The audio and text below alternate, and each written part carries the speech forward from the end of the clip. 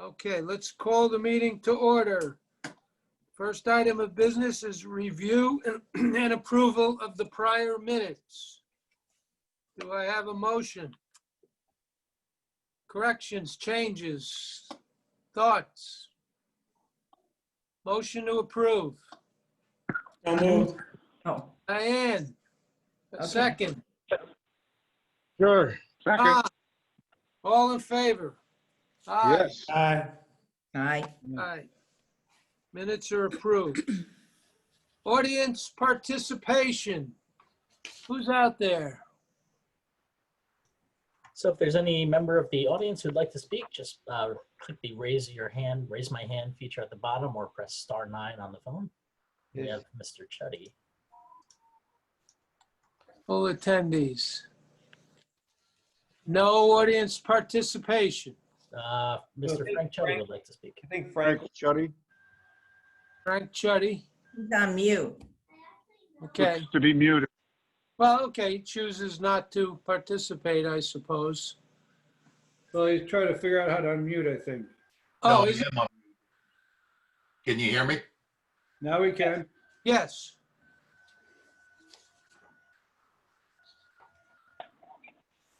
Would you like to say something?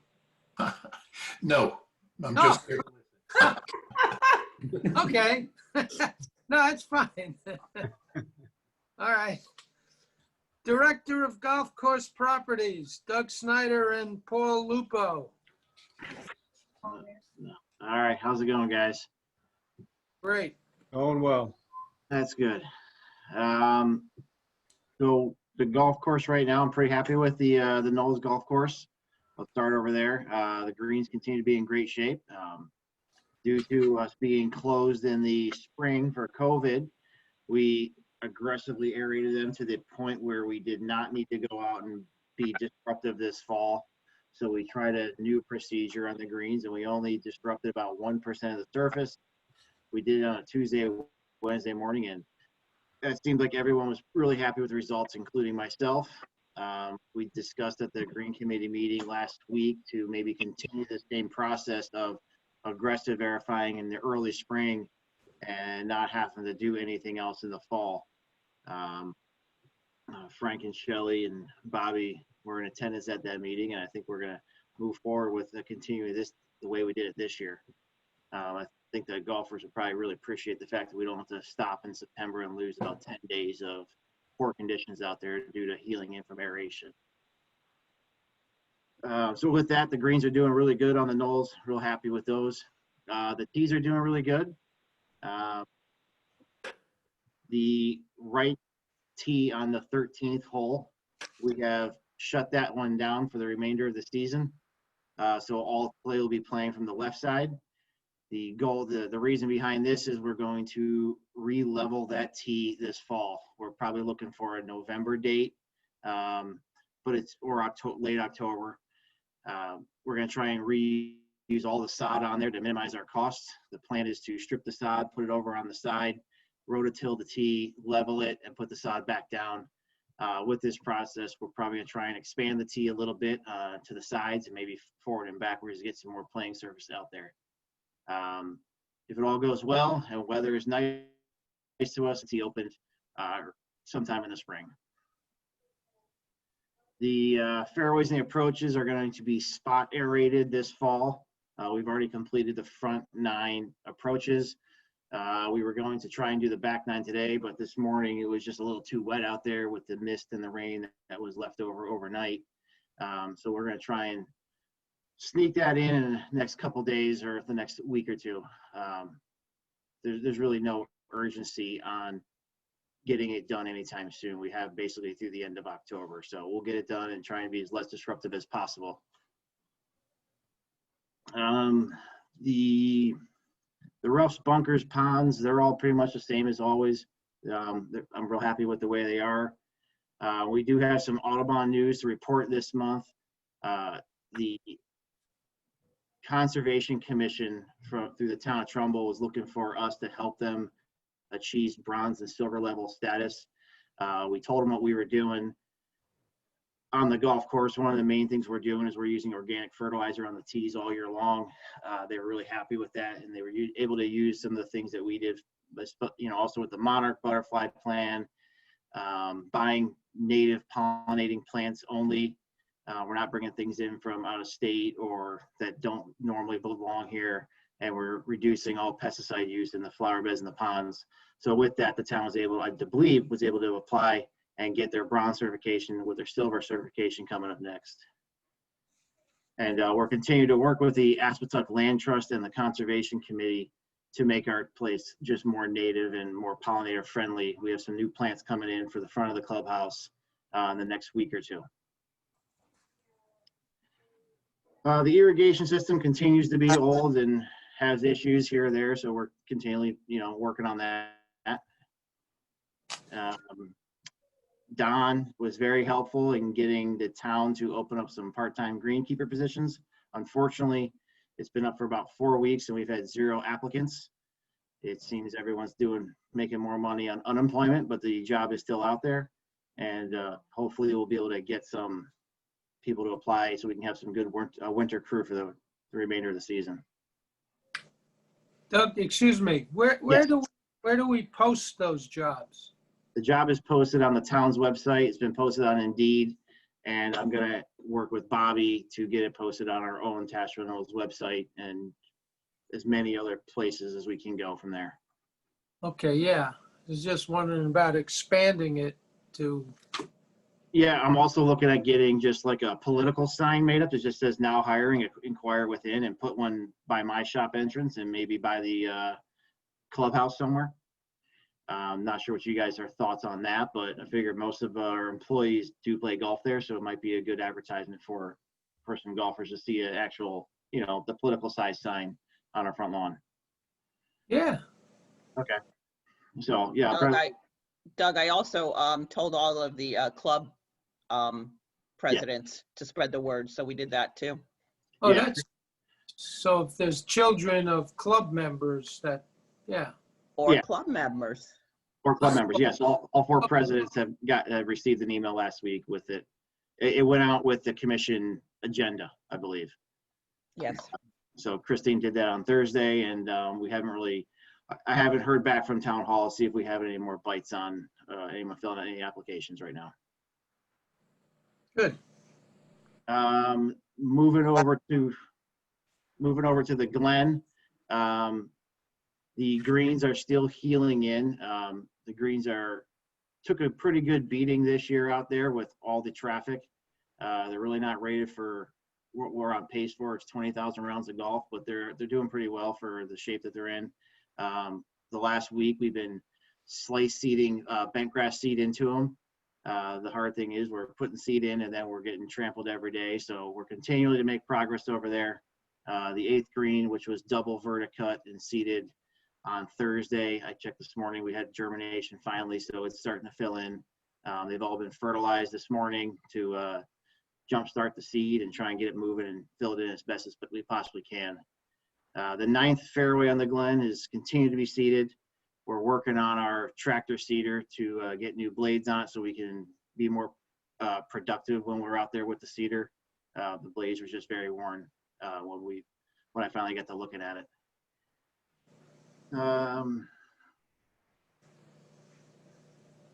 And some other news with the town is we're still having trouble with them paying our bills in a timely manner.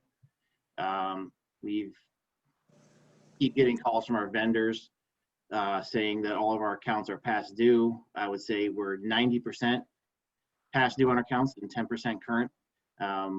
Christine showed me an invoice today that we sent over like August 4th and it still hasn't been paid yet. So I don't know what we can do about that, but we keep getting, Christine mainly is getting phone calls and emails from all the vendors asking where our money is. And it's just been a real frustration the last basically 4 months. And if Christine, you want to add to that, you feel free. No, it's just what's been going on all year. I think we'd all been hopeful that with the, this fiscal year, things would improve, but it's not. I dealt with 6 separate issues today. It's just immensely time consuming to track on these things. Another bill was from June that wasn't paid. So unfortunately, that invoice, the past fiscal year, has already been closed. It's around $3,000. It's a program expense. It's going to have to be absorbed by Doug this year. So it's difficult to give you guys an estimate of expenditures when these things keep popping up. And it's just an enormous waste of time to deal with the same issues. Chris, are we keeping a running total of the late fees that have been added on to these invoices that aren't paid? You know what, Frank, I haven't. I could. I would say all of the late invoices are on utilities. In my opinion, our vendors are being way more accommodating than I would be to anybody, and we really haven't incurred late charges for the vendors, but certainly on the phone bills, the utility bills, we're getting late charges on all of them. I could start keeping it, but Chris, do we know how much of this backlog is due to the fact that town hall was, they were working part-time, people weren't in place to do the work, and how much of it is just negligence? well, they're still only working 1 day a week. So 1 or 2 days a week. So they're still not on full schedule. Right. And I believe they had lost an employee in finance right before this went down. And I just got a notice today that person had been hired. I'm assuming they're going to have a big training thing. So it's a combination, it's a combination of a lot of things. Well, I just asked because I wonder if you plead that the COVID. You know what, Diane, I have to the point where, I had some invoices that weren't paid from February. You could only plead COVID for so long when, the town has never been, I never tell anybody expect payment in 30 days from the town.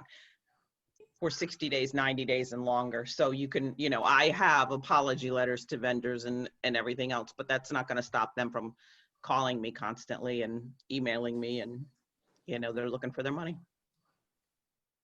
Is there thoughts of increasing the hours in town hall?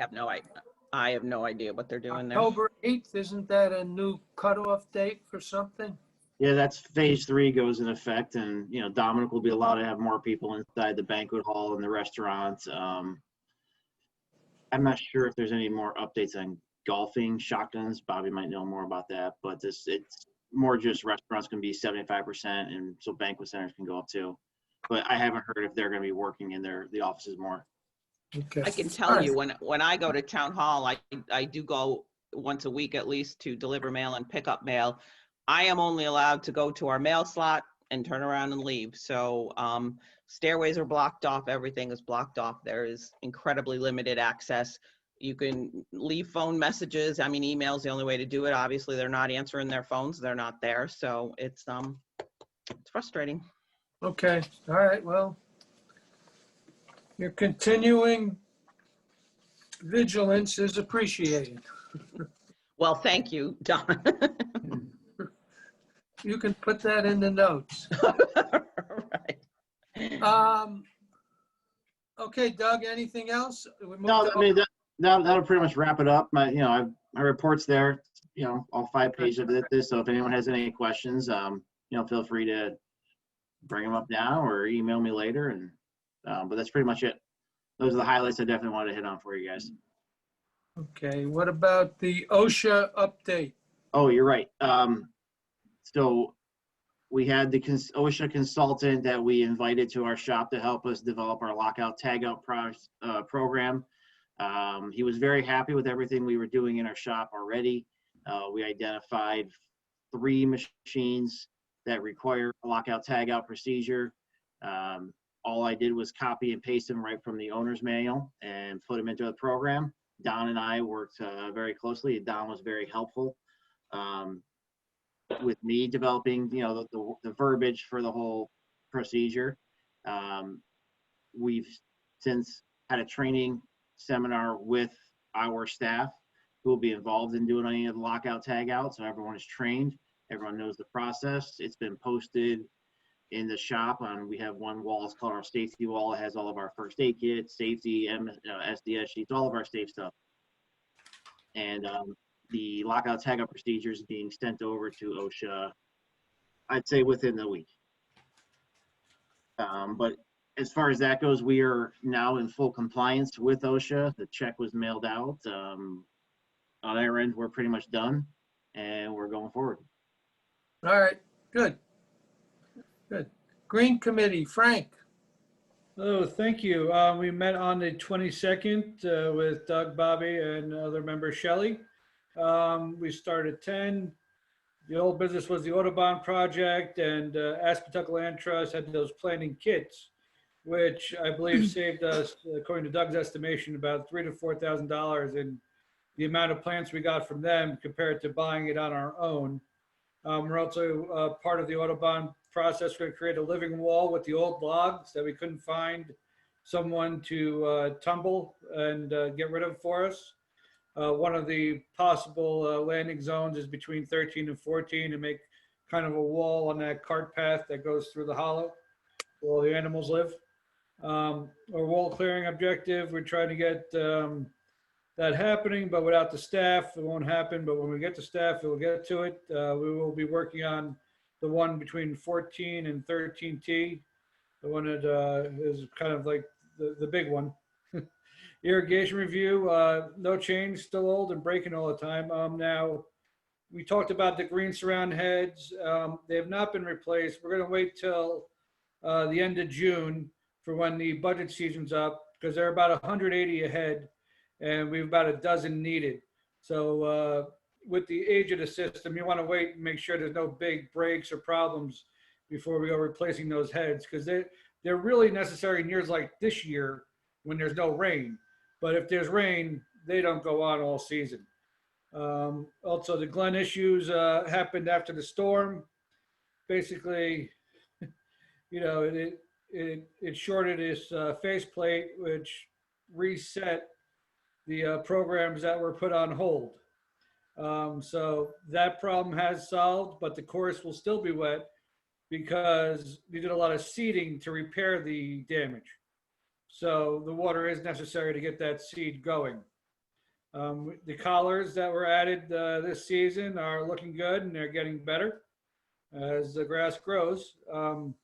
Now, our winter project discussion was a big one. We talked about various different things. And hopefully we're going to see the bright side of the COVID crisis if we get some more employees for the winter months. Because normally we have to cut off our part-time employees due to the hour limit at the end of the season. But really, when all the work can be done is in the winter when the golfers aren't there and you can work throughout the day. So as Doug said, we talked about getting it on our website, our Facebook page, job offering, and then spreading it from our Facebook page to the other sites in town. Because mostly the people that do this work have a job because it's in the middle of the season. Middle of the season hiring is always very tough. But a lot of the winter work, the tree work, you know, which we may do is to improve turf conditions, but we got a lot of dead ash trees we're going to be taking out. And we're also going to try to do some work on the Glen to get the sun there, because that's why it's really wet between 7th and 9 Glen. And then as Doug mentioned, he always looks at the pictures on the website, and between 2 and 3 Glen, from the third tee, you're able to see the second tee. So that growth over years of, you know, it started off small and we let it go and go and go. Now there's some big trees causing some big problems on the Glen. We also talked about some tee renovations. Doug talked about 13. That's the major one. And then after that, we're trying to go in order here, and we might not get the whole list depending on weather and job length. But this is kind of the order we're going in.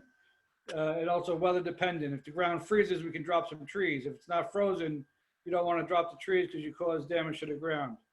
But we're going to work on a creek restoration. The creek from 8 to 7 will be started deepened so it holds water for better drainage. And in the future, that 8th hole, you can actually get drains into the creek where they're on a downslope, so they actually work better. And then 3 Knolls T by that drainage creek to clear that out. And then also there's many green restoration projects on many of the holes where Doug has looked at old maps, even old Google maps, about the size of the greens, how they've been shrinking. I don't know if you've noticed on 12, that back right area is a run up.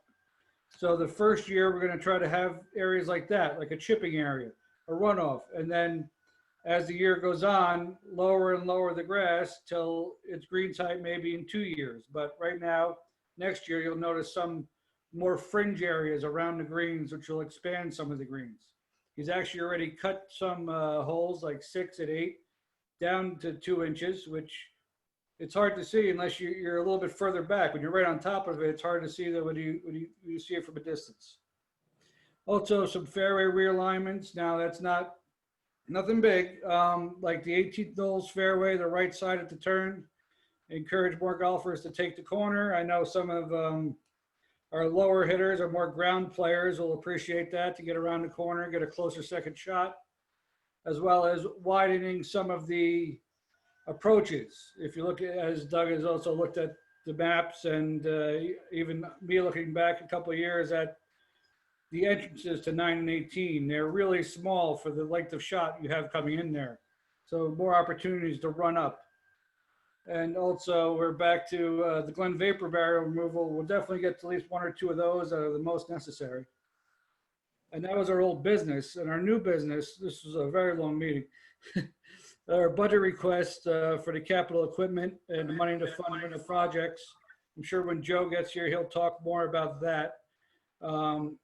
We did an equipment review, and we talked about how we're going to look at the equipment and what ages the equipment, how long they've been here, and what is needed to go first, and if we need to add anything, which USGA has some additions, because we have 3 9s. You should have 1 fairway mower, 1 rough mower for at least each 9.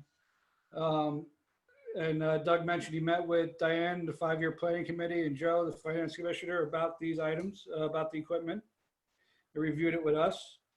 As I keep saying, we need more employees, and we're going to try to pump that out to the local area, because we're not just looking for young kids to move logs, because we could have a couple of gentlemen that know how to drive a mower and move some of the people on the mower off to move the logs. So Doug's very flexible in terms of his management and able to get people in the right spots. So we just need a couple bodies right now. And now the aeration plan we talked about is an aggressive aeration the first week of April, so that later on throughout the year, there'll be smaller pencil type holes. Like he did it last week and barely anyone noticed. So to get that done one time a year, and in the beginning, everyone's happy to get out there, you know, so they'll come out again. We don't want to have something in the fall where their last impression of our golf course before they don't play golf for many months is a bad one. So this, I think, will help that, and get us some more players and get our players to keep coming back. And we adjourned our meeting at 12:30, so 2.5 hours. Wow. Any questions? No questions for Frank? All right, well, thank you very much. Hey, Don, one thing I'll say, as far as the green and fairway realignment expansions, what we're calling it, the last couple of days I've been going out with some blue paint and painting these areas to see how they're going to line up with the current green collars and approaches. And then the next few days I will start the mowing them down. So you guys will start noticing them in the next coming weeks. But if you see the blue paint, that's kind of like the first line of attack, and then we'll modify as we go. So if you guys see them, you have any input, please let me know. I'm always looking for input on those areas. Which holes are those? Many. Most of them. Oh, I know, put it this way, it's not 1, 3, 5, and 10 okay. and 11, but pretty, All right. yeah, so you'll pretty much see the blue paint all over the place, mainly around the greens and the approaches. 9's a big one. Both sides of the approach are going to be expanded and widened closer to the bunkers. Give people, the golfers, a better chance to run the ball up into the green. But like I said, look for the blue paint next time you're out. I've had a couple people ask me what it was already, Okay. Input is much appreciated here. All right. All right, we'll do that. Director of Golf, Bobby Brown. Good evening. I'll send my report over if anybody wants a copy of it. It's pretty brief. It's same story as the whole season, and play's been very strong, especially in September.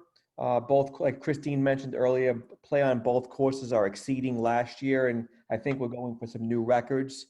And I really think the revenue gained, hopefully in this month and hopefully in October, will definitely make up for April, which on a seasonal budget would be, I think will end up being pretty good.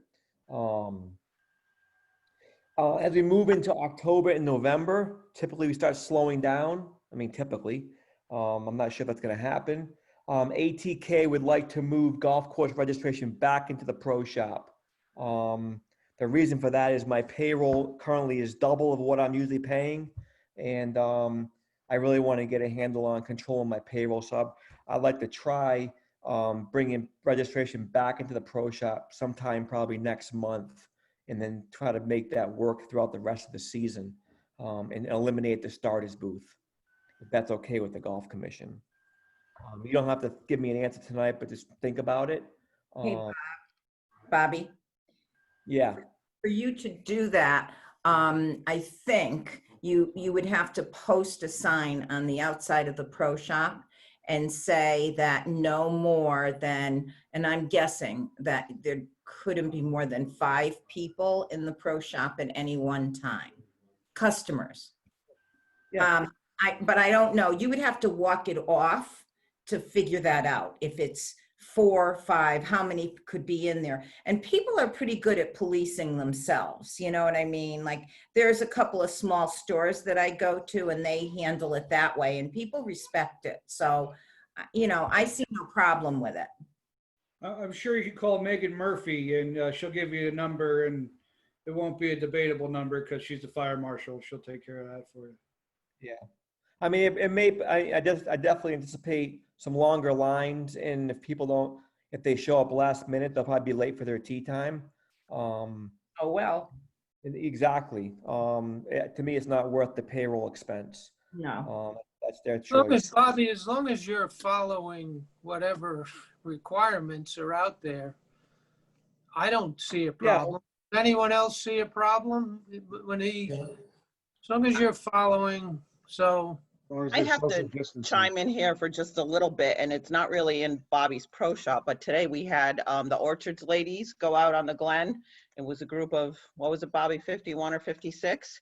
And they had breakfast in the grill room, and they positively exceeded the number in the grill room. But a bigger problem was we're limiting them to two customers in the bathroom at a time, and all the rest of the 56 ladies were in the hallway.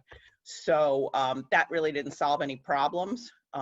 You know, if maybe the excess from the pro shop waits outside or something like that, but I think we have to pay attention to the traffic inside the hallways.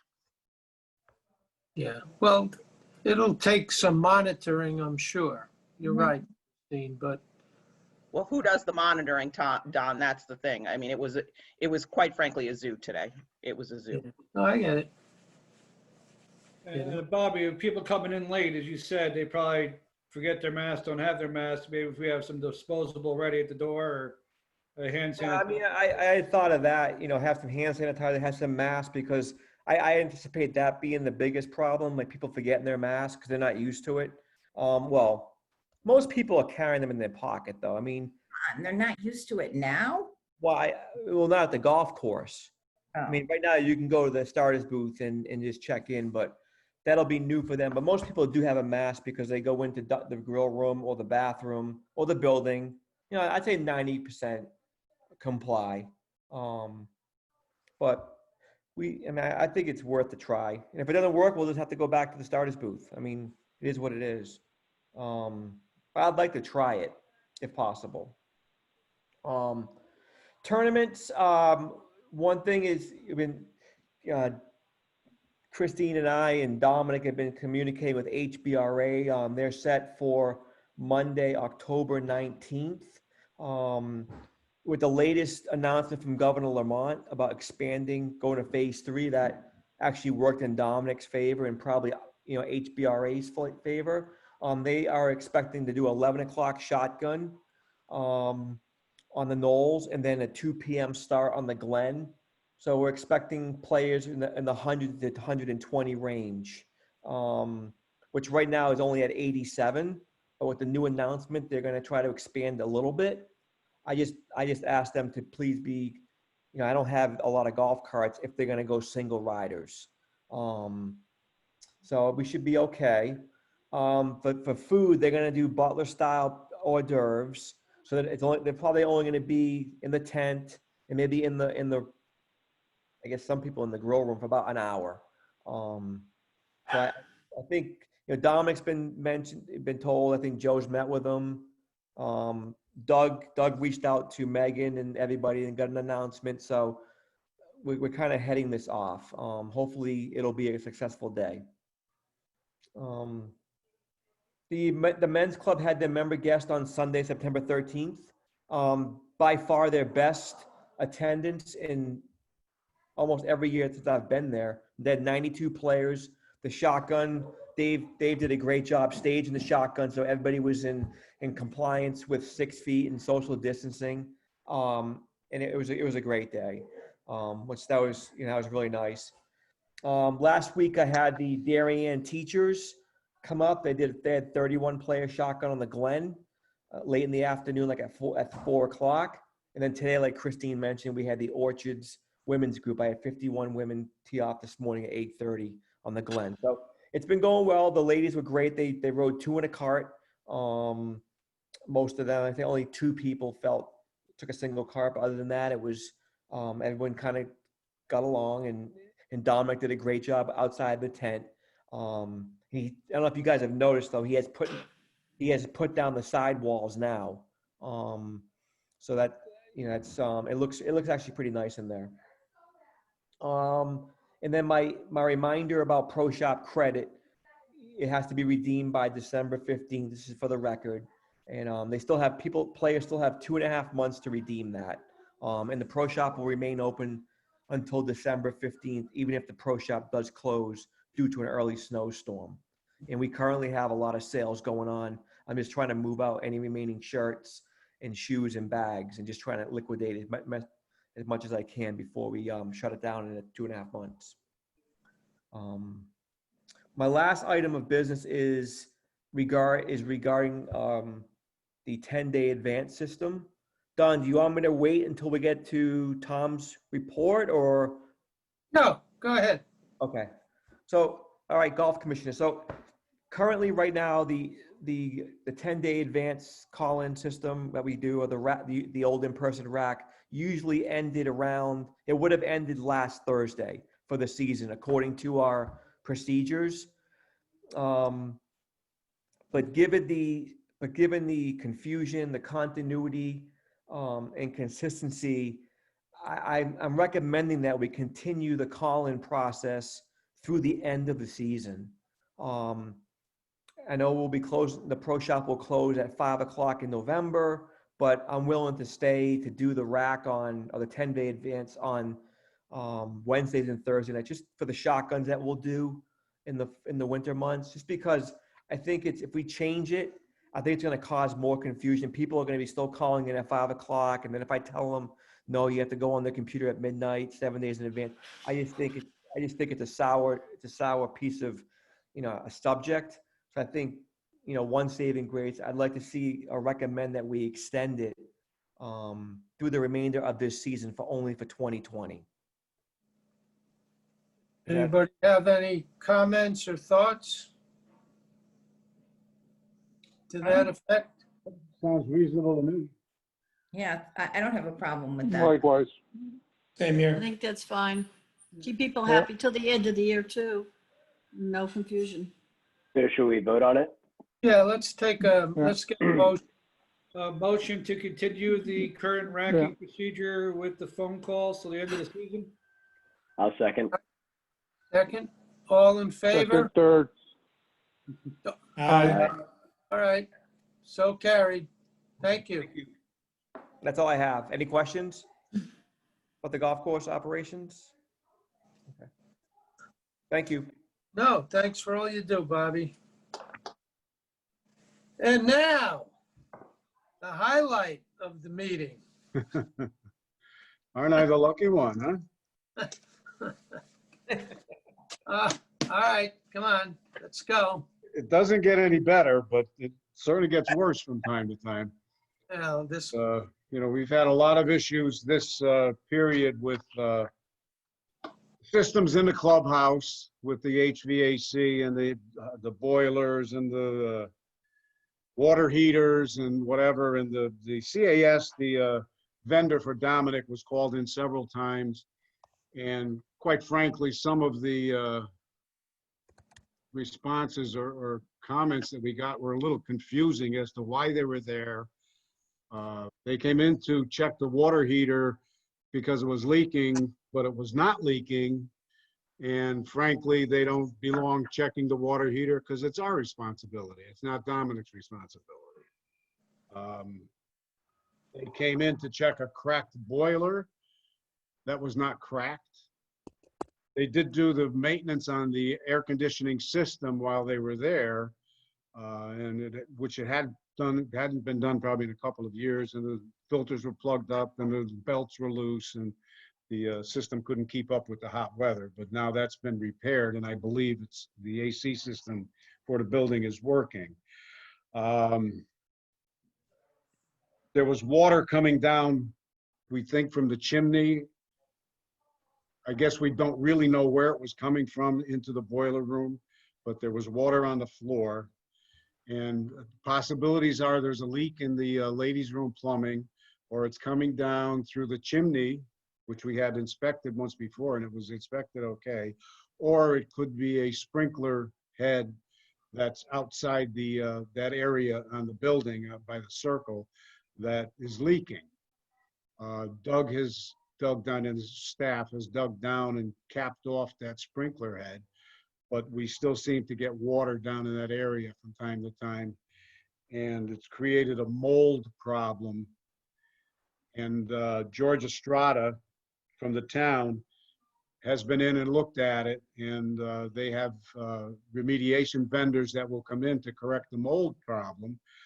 But until we correct the leak and determine where it's coming from, there's no sense in remediating the mold. So that's kind of an ongoing issue at this point until we actually know where the leak is coming from. Dominic responded that he has been having CAS come in to do some boiler work, not to be confused with the AC work. And Mrs. Plumo asked to be rescheduled because they need to be let into these rooms because the rooms are locked, and Christine and Doug and Bobby, I believe, are the only ones that have keys for them. And Dominic was a little obstinate and said, when they want to come in, they should be able to come in. Well, they need to reschedule. They got plenty of time Monday through Friday from 8 till 1 in the afternoon, or Monday through Thursday, excuse me. If they could come in where somebody will be there. If it was an emergency, then I'm sure Bobby or Doug could open the room for them, but this is just routine maintenance that they were looking to do. John from CS was let into our boiler room, and not really sure why he was into our boiler room. Again, that's to see if the boiler was cracked, and there was no crack. There was no evidence of a crack. So I'm not really sure why they were there or who asked them to come. They took the boiler apart, took the doors off the boiler, then left with the doors off the boiler. They then returned at a later date to put everything back together. I guess on September 21st, there was an attempt to start the boilers because it was a cold. We had that little cold spell there and the boilers wouldn't work. CAS came back in to find the problem, and the problem that has been existing, I guess, for a number of years now is the oil pump for the boilers and it's kind of a convoluted, I'm not a oil pump technician, but the pump draws oil from the tank, which goes into Dominic's boiler, then goes back to our boiler.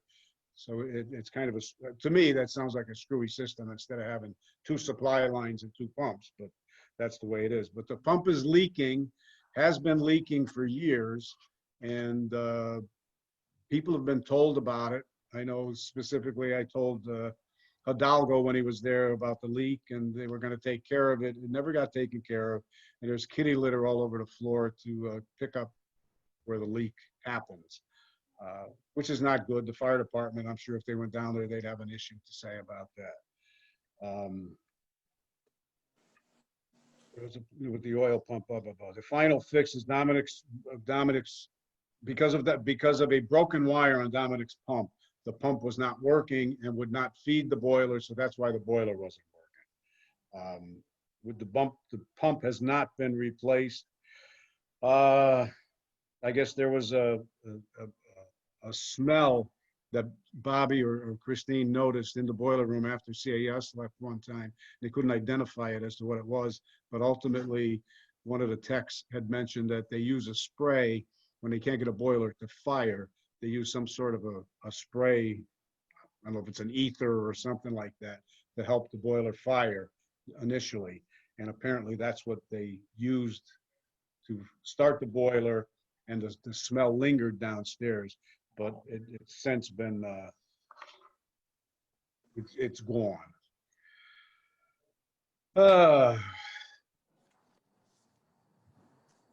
UI, you can read the whole report. I mean, it goes on and on and on about all the boiler stuff and Dominic and whatever, but the UI company came in and they routinely replaced lights in the parking lot and around the building.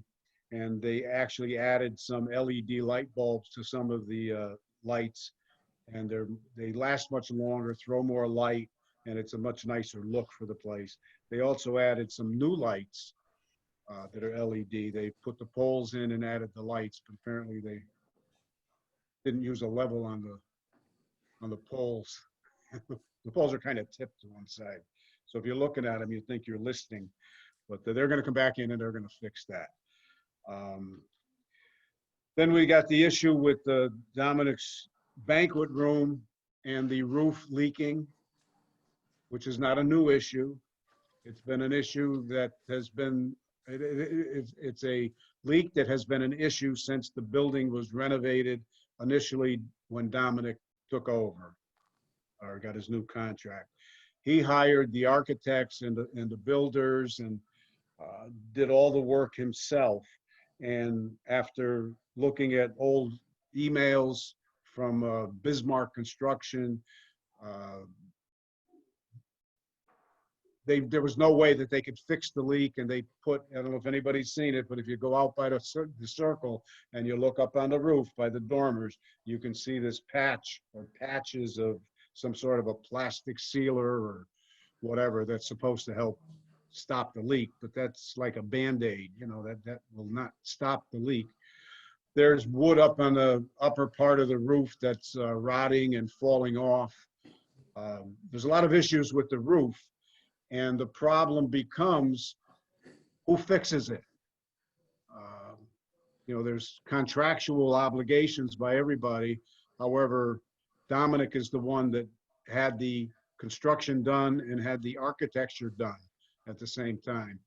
And if something went bad with it, he has attempted to repair it on several occasions, which is kind of precedent setting, that he knows the leak was there or knows the problem was there and tried to fix it on his own. So that's an ongoing issue at this point. I don't know if Dominic has made any more complaints or any more letters or whatever going forward with that, but that's something that needs to be addressed. I think, the only way to fix it, we'd have to get in a roofing expert or a contractor or something. Probably have to remove the existing roof. Joe? Dick, yeah, can I just add one thing there? Yeah, sure. Yeah, Dick, Dominic CC'd Kathy McGannon with the town of Trumbull, Yeah. who she passed it to Dan Chopik, who is the town attorney. Right, So we are awaiting feedback from the town attorney on what we should do in regards to this matter. okay, all right. That'd be So interesting it's, to see. it's interesting because the infrastructure is by contract, the commission's responsibility, Right, but because he installed the roof and because he did this patchwork to the roof, right, that there's more at stake than just we maintain the building. Right. So we're awaiting official feedback from that. Yeah. okay, all right. That's good. Yeah, I'm glad the town attorney was brought into it because as with a lot of clauses in that contract, they're very ambiguous. You don't know how to interpret them. Exactly. There was an email, we put in a copy of the email from 2016 that was from Greg Luchuri, who's the president of Bismarck Construction, and he said the roof has been leaking and it's been leaking since the construction started. They've completely taken off the shingles in that section and installed ice barriers. And the problem still lies in the initial design of the dormers. And in fact, on the north side of the building, he stated the ultimate solution would be to remove the dormers, which, again, we don't want to take that on if we don't have to. I'm sure Dominic doesn't want to either. Dominic's got, 7 years left on his lease. There's a lot of issues with the building in general anyway, but which are going to have to be looked at in time. Issue number 5, the UI discovered a problem with the electric meter on the Mickless Center. There was a scant information available. In addition to the inspection, meters indicated that all the other meters were working properly. It appears the meter at the Mickless Center was affected by one of the lightning storms, and on inspection, the UI by the UI, the meter does not match something in our electrical end.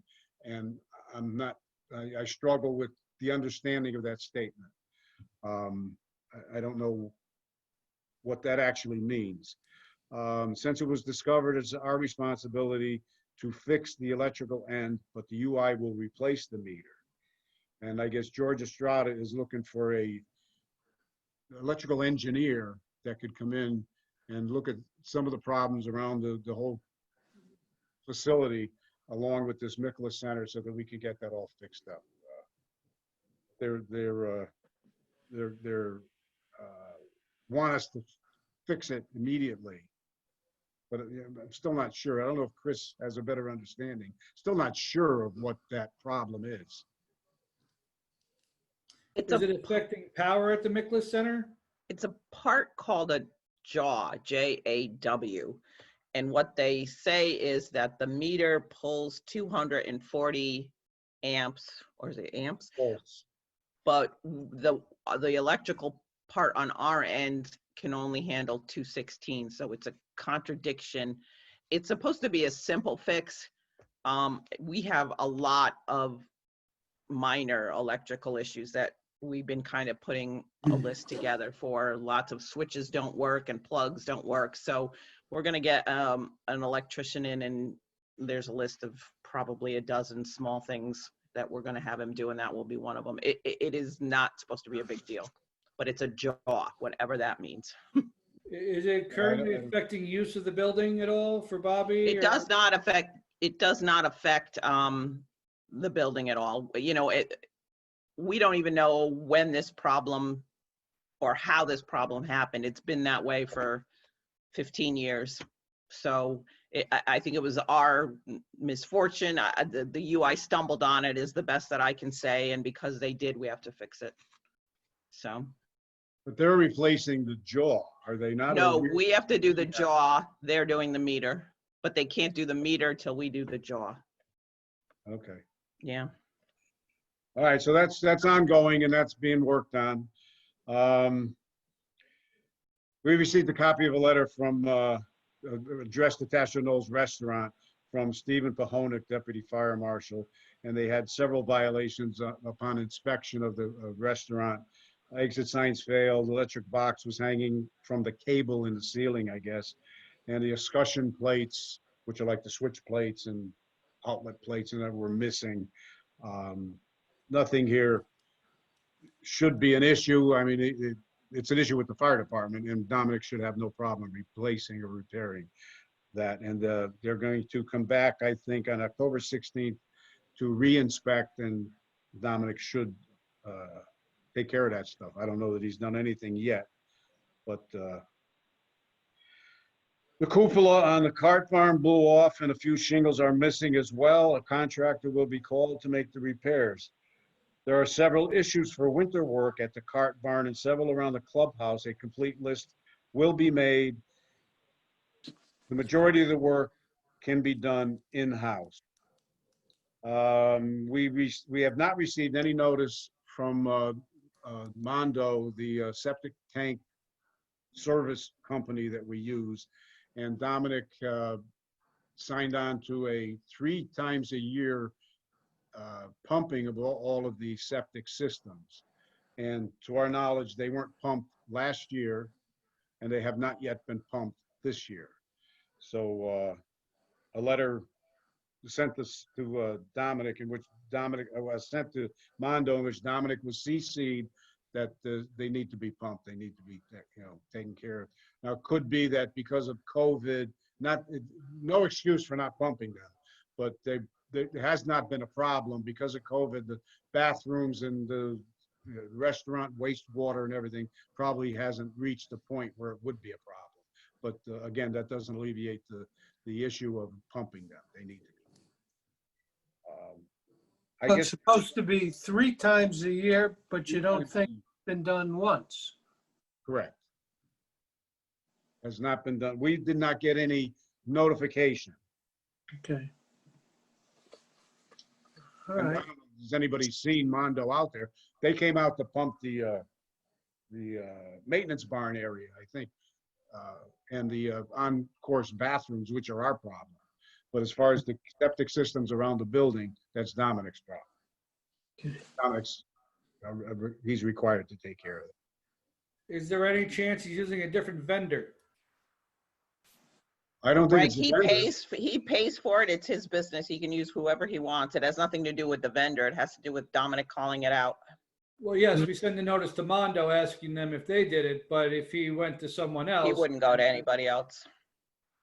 Okay, Trust so- me, Frank, we would smell it if they were. Yeah. We would know. You can't sneak Mondo- that in. Mondo, my experience with Mondo as the company has been very reliable, and they come They out are. when we need They're them. fine. Oh, no, I'm not saying anything about their company. I'm just asking you, maybe he just switches sometimes because he gets. It was not done. It was not Yeah, done. No, he just You would have seen the trucks there, and when they pump, the smell You is. didn't know it. Well, Yeah. I think he would have responded, he would have responded to the letter if he had someone else do it. yeah. Yes. So you guys will keep on these 11 issues, Dick and Angelo and Yeah, Joe. Angelo's gonna be helping me out, so yeah. Angelo is going to be helping you out, and we'll track these by number. We should probably do this every year and see how many we get in a year. Yeah, But you're ahead of spin. yeah, this is incredible. I don't know if we can count that high. It's the same old story, and I don't have to reiterate. But I know, it's just been I know. tough dealing with the man. I will Yeah. tweak the town attorney tomorrow. I've been trying to call him about the roof issue. I will tweak him tomorrow to see where he's at and looking at it. So, Yeah. I think we've been lucky, or Dominic's been lucky, because there hasn't been a lot of rain. But I think the next few days is supposed to rain pretty good, and we may hear some squawking out of the banquet room. yeah. Well, Joe, he did send a letter today. I don't know if you saw it yet, Joe. You were out all day. I did not know. We did get a letter from Dominic half an hour ago or 45 minutes ago relative to the roof. I scanned it. Basically, he had somebody look at it and, you know, we need to fix it. That's, Yeah, Um, do you want me to read that to the commission right now, or? well, yeah, either Yeah, I summarize. don't think it would hurt. I mean, So it just came in. Joe, not hearing back any comments from my last communication other than a brief dialogue with Don, I engaged a roofer to go up and review the situation. Attached, you'll find his notes and comments about pressing need to get this addressed. The problem appears to be one of wear and tear on an old roof with water finding its way into the renovated area. As you see in the attached note, the roofer believes this is, among other things, for safety reasons. There appears to be some immediacy to have this fixed. I'd also like to dispel the rumor that Don relayed to me, which said I had litigation with my contractor. This is totally false. Sadly, this is not the first disparaging or false allegation related to the commission about my operation or general business practice. I don't know why somebody continues to spew these types of lies, but I appreciate you bringing them to my attention as soon as possible. These types of accusations so they can be quickly discussed and dismissed. As you know, my goal is for us to work together as a team, and I continue to make Tashawa experience great for our constituents. On a side note, I've already incurred about $450 in repair bills to fix the water damage in the ceiling in my banquet area due to the main roof problem. I'm awaiting the final bill. I would appreciate the commission town advising me how they want to help address the payment to these damages. I mean, my feeling to this note is basically he CC'd the town when he initially sent this roofing request, and as such, it's with our town attorney. You know, Yeah, I we think- can't. Go ahead, I'm sorry. No, that's my feeling or how I would approach it. Yeah, I think this letter could be forwarded to the town attorney as well. That's a good point, Dick. okay, so that's all of that stuff. Next item, concessionaire Dominic. Dominic, are you here? No. Finance Committee, Joe. Yep, just, okay. Good evening, everyone. How are you? So real quick, in August, we were about $21,000 short of 2019 numbers. That was mainly due to the weather. However, the good news is in September, we are $28,000 positive from where we were in 2019. So the course continues to do strong and make money, even though we are having some bad weather recently. Next slide is the expenses for fiscal year 2020. Majority of things are in line with the exception of salaries for overtime employees. This was 257%, which was due to the COVID overtime. I don't know if you guys remember, but back in May, I was discussing how we tried to push the overtime to the COVID account for the town. However, because town hall was closed, but the full-time employees still had to report to the course, they had to get time and a half overtime. So this came out of the COVID account and got pushed back to the course. So we incurred about $12,000 additional than what we budgeted in fiscal year 2020. Any questions in that regards? All right. It's not showing all the interest and principal on the bonds being taken out yet, correct? That's correct. There's still some final 32. numbers being Yeah. worked, but for the principal and the interest, that will be 100% incurred. Right. Water. And the water and electricity and water is accurate, even though we may not have actually paid them, or? No, the water is accurate. This was actually, I had a big discussion with Doug about this. Doug has employed watering agents on the course for the past few years, or since he came on board. As a result, we've actually reduced our watering budget by about $20,000. We're discussing for fiscal year 2022 budget if we should reallocate 20,000 from the water budget to Doug, was it the It would go program to supplies? program supplies. 'Cause Yep. that's where we purchased the wedding agents out of. The problem So- is the town, right, Christine? The John, town, in response to your question, so this report would have been through June 30th. So the utility reports are accurate for this. In addition, Dominic did make good on all of his past utilities. So these are accurate utility numbers. but the actual budgeted number that goes into that category is set by the town.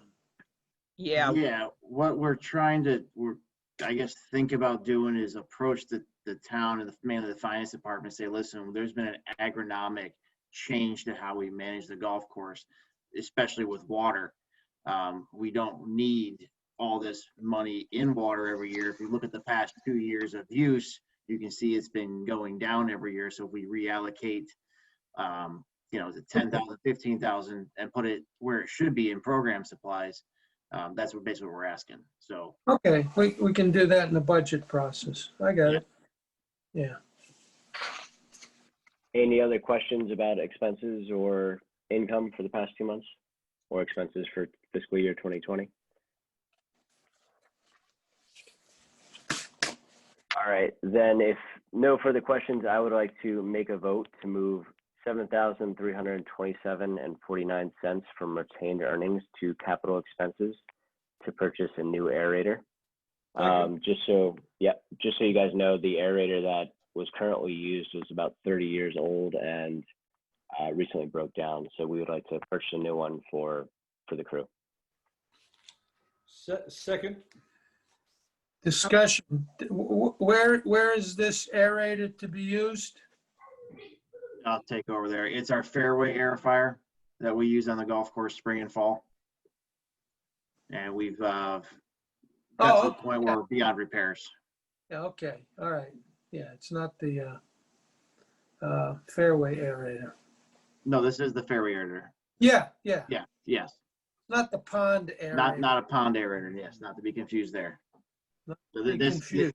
this gets hooked onto the back of our tractor and has about 90 tines on it and just rolls in this, we go down the fairway and pulls plugs for us. Yeah, it's, okay, we have a motion. A motion? Already done. I seconded it already. Oh, it's done. So we got the second. Yep. Yep. Any more discussion? All in favor? Aye. Aye. Opposed? All right. There you go. Joe, Good. I Good move, Joe. Thank you. Diane has a question. Yeah. have a Yeah, go request. ahead, Dan. It's a request, Joe. Sure. When I print out your beautiful budget that you send out to us, because of the colors, I don't see the numbers clearly on like pages like this. Could you not put that dark blue background? Yeah, absolutely. What page are you having trouble with? Let me just. Well, pull it I up. mean, I All of them. looked through it, but All of like a them. good example is the expense page. Yeah, thanks, Frank. The expense, like this column, I can't see any of this column. Or- Okay, no problem. I'll But this, refine the background. it looks really good, but it's No hard. problem. Thanks. Sorry. I'll refine it I'll refine it next month. Thank you for the feedback. It's hard on our ink as well. Yes, and it's hard on our ink. I didn't want to say that, Frank. It's supposed to pop out at you, Frank, Numbers tend to be boring. I need some pop there. Well, what popped was how much am I going to spend on ink printing this every month? So You. your comments are noted, and I will amend that next month. Thank you. So, any other questions, budget wise or votes wise? Otherwise, I'll move on to fiscal year 2022 comments and discussions. You may move on. All right. So we have just started fiscal year 2022 budget discussions. One of the big things is we're going to be switching from gross income to net income, which immediately is going to send us back about $100,000. Most of this is in terms of credit card fees and other miscellaneous expenses. But we felt it was important that we actually recognize the net income and budget off that, and not the gross income of what in theory we build. So that's going to be a big change in the budget. The next one is going to be the dollar increase in minimum wage. That's going to be about additional $20,000 each year, and that's going to escalate for the next 3 years till 2023. We did ask Doug to review if we add one more full-time greenskeeper, what that offsets the seasonal staff. We're thinking right now it's a 1-to-3 ratio, but you know, if that's any savings at all, considering a full-time staff would have health benefits and everything else. And then the big thing that I spoke about was a capital replacement plan. Right now, we're averaging about $55,000 per year on just maintenance of the equipment. And most of our equipment for maintaining the course is serious age. So what I've asked Doug to do is put together a capital reinvestment plan. And we're looking at the tune of $100,000 to $150,000 per year to buy new mowers, to, you know, 9 years down the line, we have a full irrigation full irrigation plan, but that's going to be 1.5 million, which we'd obviously look to bond. But really, the discussion that I want to have with the commission tonight is, where do we see Toshua going? Do we see it as a premier public course, in which case we should look to buy new equipment so we can have the best looking course and the best paving job and everything else? Or do we look at it as a budget course where we're not investing in our capital infrastructure, but our rates are severely or at market level, if not below? Do we want quality or do we want quantity? And that's kind of the discussion I want to have with you guys tonight, because that's going to dictate our budget for fiscal year 2022.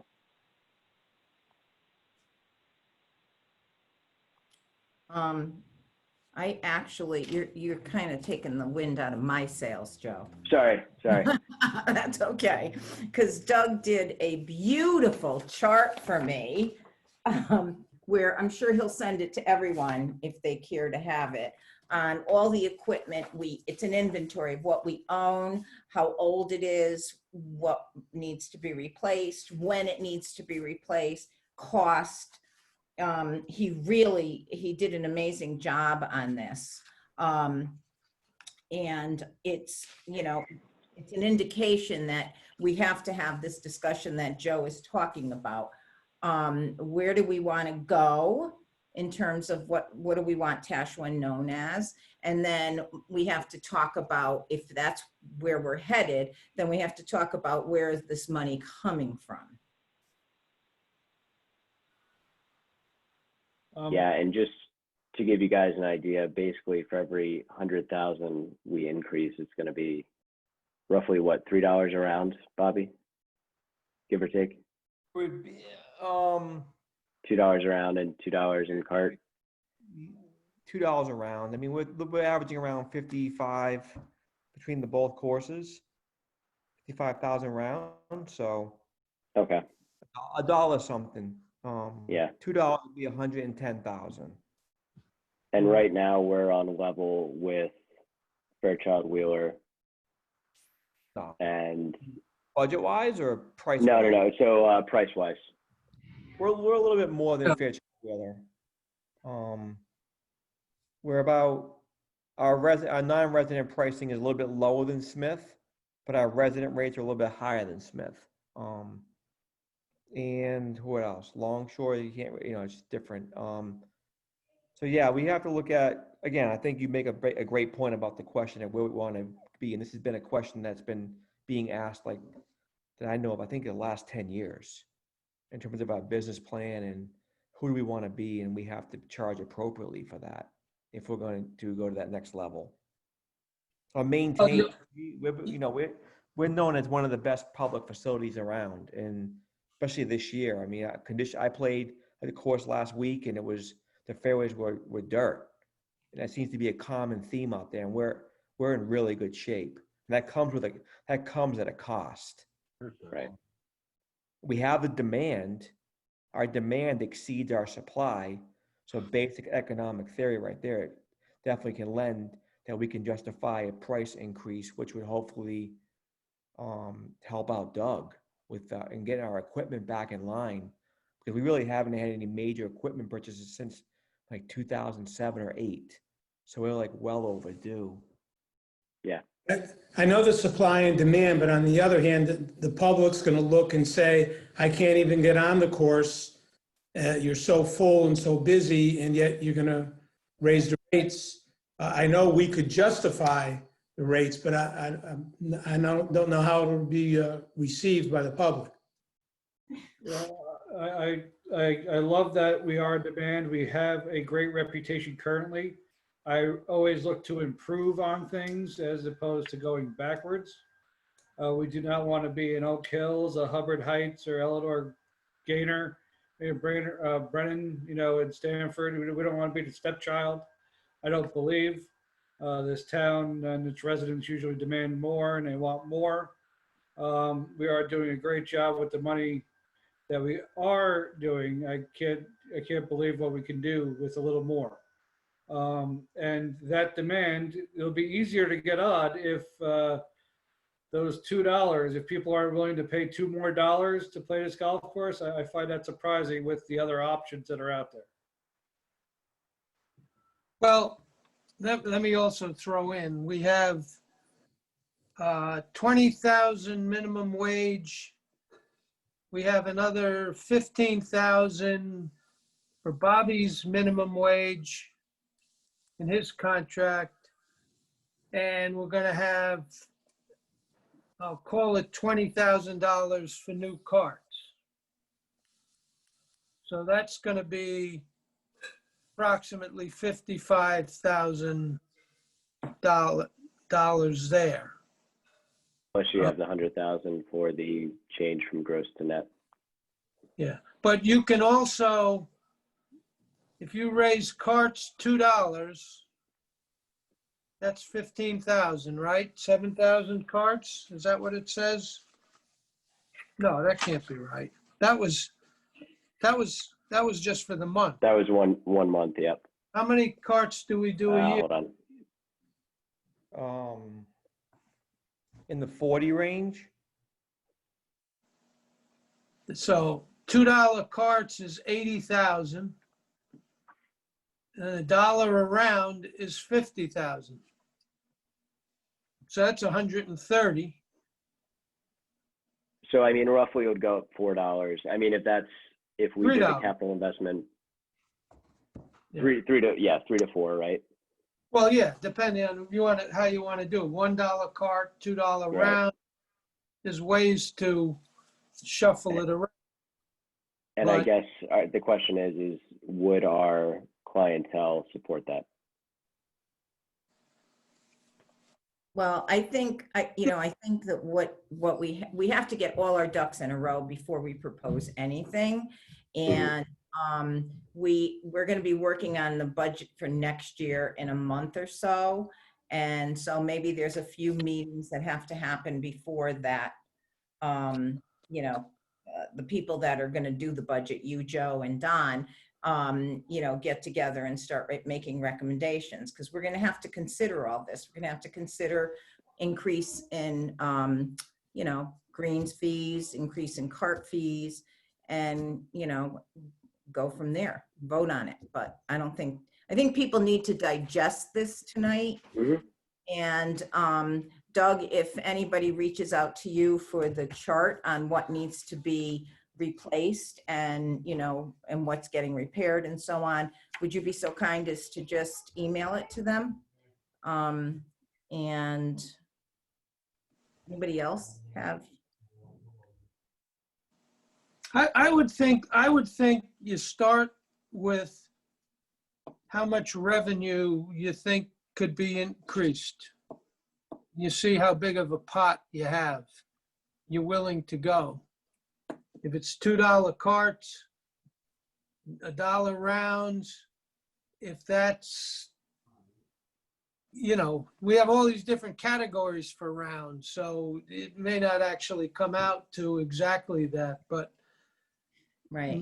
But I look at, this is a year to raise rates because we can explain them with minimum wage increases and new carts. So, I mean, you know, we have, What I'm asking is, we're not voting on rates. no, Okay. no. People need I'm time just- to digest all this. I'm just saying, Yep. start with the rates as to what you think we could do, you know, and then see how much of that we want to spend. Joe, what kind of contingency fund do we have at the moment? So we have about, I think it's close to $1 million in retained earnings. And this is something else that, Angelo, that's a very good point you bring up. I know the commission previously voted to keep $1 million in that retained earnings, or as close to as possible. I personally don't think we should have that much in retained earnings. And my feeling I don't is either.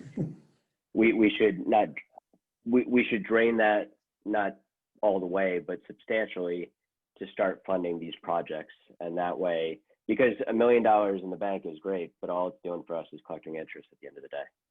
If we need money to reinvest in the course, I really think that this is a project that those monies could go towards.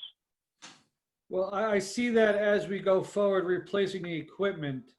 A lot of that was kept because these mowers are not cheap. They're $70,000, $80,000.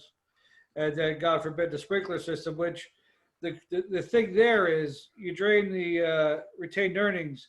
It's not just $1 million to replace the sprinkler system. It's about 6 months of work to be done on the golf course with closed holes and things of that nature. So we're going to lose a lot of income on top of the cost of the irrigation system. Right. That's a good point, Frank. Yeah, if we do a big project like an irrigation system, you want to be able to have money to put towards it, Right. in addition to just bonding. And you also have to have enough money to handle a major disaster, like losing 13 greens. You know, that's what you have the retained earnings for. And we have, But you know, oh, I'm go ahead. sorry, Joe. We had years where we got blindsided by stuff, and we did have to dip into retained earnings. So I'm reluctant to go that route, but that's just my personal feeling. But you know, on the flip side of that, I think Angela brings up a good point of we could kickstart these projects with retained earnings now, and then increase the rate and put that extra money back into retained earnings, right? Because that's where it's going to go at the end of the day. So we build that up for bigger projects down the line, like the irrigation system. So we know that, yeah, in 9 years we might have a $1.5 million irrigation project, but we have $1.3 million in the bank. Don just gave Doug nightmares about 13 greens going down. I have faith in Doug, but do you have about a price of green for us, Doug, just to get us an idea how much a green would cost? So worst case scenario, I rebuilt the green at Millbrook completely. We shelled it all out, make it all USGA. So we made it as expensive as we possibly could. We were crazy and we put Polisod on there, so that quadrupled the price, but it was $90,000. If we had put bent grass sod, yeah, we could have cut $25,000 off the price of that. And if we seeded, you obviously you're shut down the very longest, but you could take off $4,000 if you seeded the green instead of sodded the green. So you're still talking about $70,000 to rebuild the green entirely. But if you had to, for budget purposes, just go in and reseed it, I would say let's put a high number of $1,000 a green, just to go in and reseed into what's there. But there are Plus- so many. Plus the growing pains, you know, you're gonna shut that green down for at least, 4 or 5 months at the best case scenario. So you're gonna have loss of revenue for that. I would just like to add too that, Doug has only so far gotten to the maintenance equipment, that we still have the whole infrastructure that is a problem. And our boilers are bad, our plumbing is bad, our electrical is bad, our sprinkler system is bad, our septic system is bad. We are one catastrophe away from spending a lot of dollars on a lot of those things too. Yeah, Don is laughing because, Yeah, there's serious issues, and the cart barn roof is going to need to be replaced. So we need to do the second side of this, which is the infrastructure. Right. No, I'm reluctant to use retained earnings. Plus, my other question, Joe, not to get personal, but No, you're fine. when you take money out of your savings, do you put it back? Yeah, Well, good for you. absolutely. Because Or most at least, no, most- no, and that's a fair question, right? That is, most people don't, right? And that's where I want to have this conversation of, I am all for using retained earnings for projects, but we need to be smart about it, and we need to have a system in place to ensure that either that revenue is smartly reallocated and it's replenished to a certain degree. Now, I'm not saying that we need to have $1 million in retained earnings all the time, but we need to have a need to have some. gauge on where our retained earnings is in any big infrastructure projects that we have coming up. I personally think that with rate increases, which I think we can get away with this year because of the minimum wage and because of the carts, I mean, we can do what we want, but in terms of explaining it to people, we can raise rates and we can collect $100,000 without moving the needle, in my view. In my view, and we have 55 already between the minimum wage is between us and Bobby, and the carts might be a little more for the carts, but I don't know that we can get a capital replacement plan of $100,000 out of it, but I think we can take a big chunk with looking at how to raise rates. I mean, that's my view. Smith raised their rates considerably last year to this year. They went up a couple dollars, as I recall. We can go up a couple dollars and still be Competitive. competitive. And I don't think it'll move the needle at all. Personally. So I Don, think, we're also finally hitting the slightly downward edge on the bonding. So our bonds and interest rates going down 30,000 next year, finally for the first time. Correct. We're picking up money. Exactly. So I think there's things we could do, and this would be a year to do it. so I think just- for the next month, if we can maybe have the House and the Greens Committee go through that capital budget and just see where they see their 5 to 10 to 15-year plan. And then we have a full idea of the capital expenditure that we need to outlay over the next 15 years.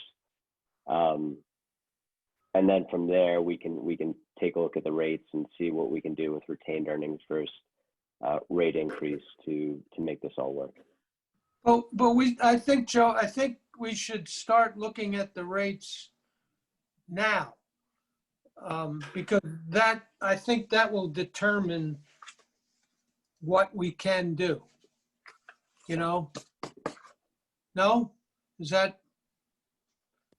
I don't want to come up with $200,000 to spend and then say, oh my God, how, where are we gonna? Why don't we look and see how much we can spend It's like the new refrigerator we just bought, you know, how much can we spend? And then figure out, you know, what we're gonna buy. So that would be my recommendation. Look carefully at the rates and see what we can do. And Well, I go. think one of the, I'm sorry, Don. Okay, I'm done. Joe's initial question is an important one, though. Like, what do we want Tashoa to be, right?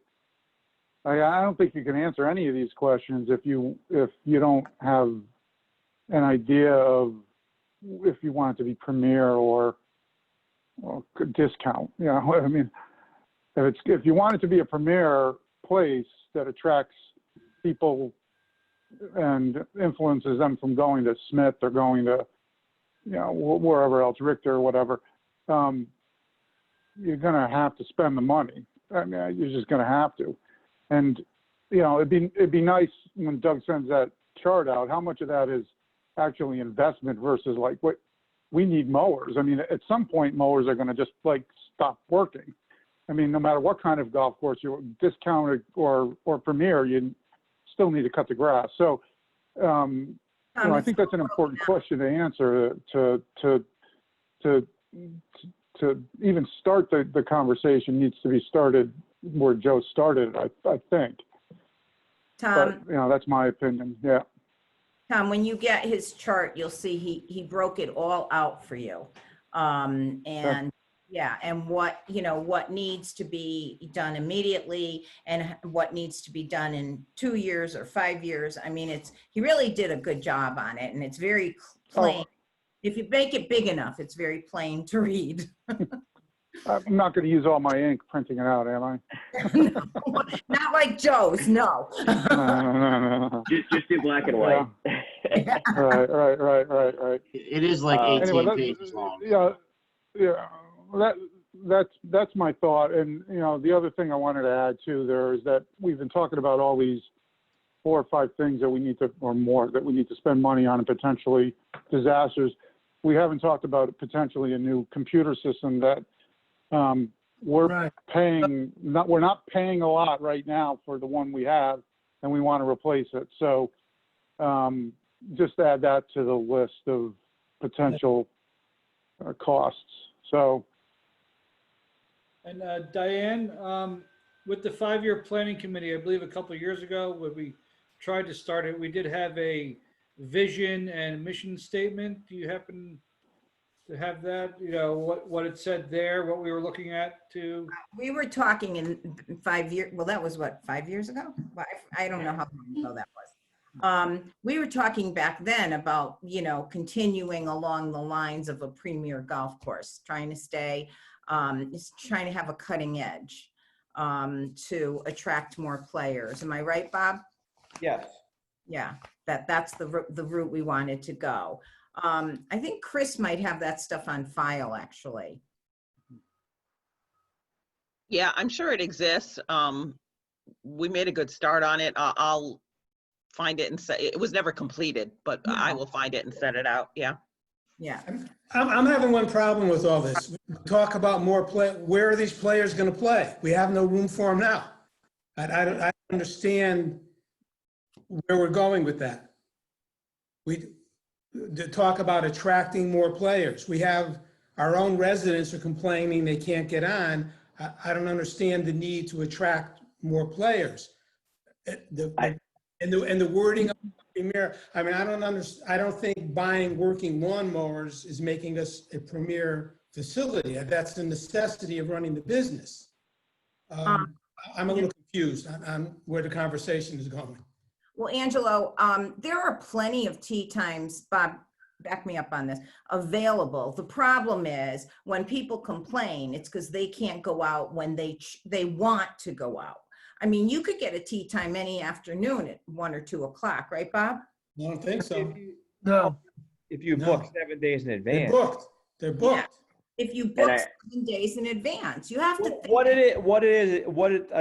the question is that you're going to be if you're going to, you know, like what Angel's alluding to is that, you know, getting more players. Are we going to be replacing a $60 player, replacing a $30-something player with a $60 player?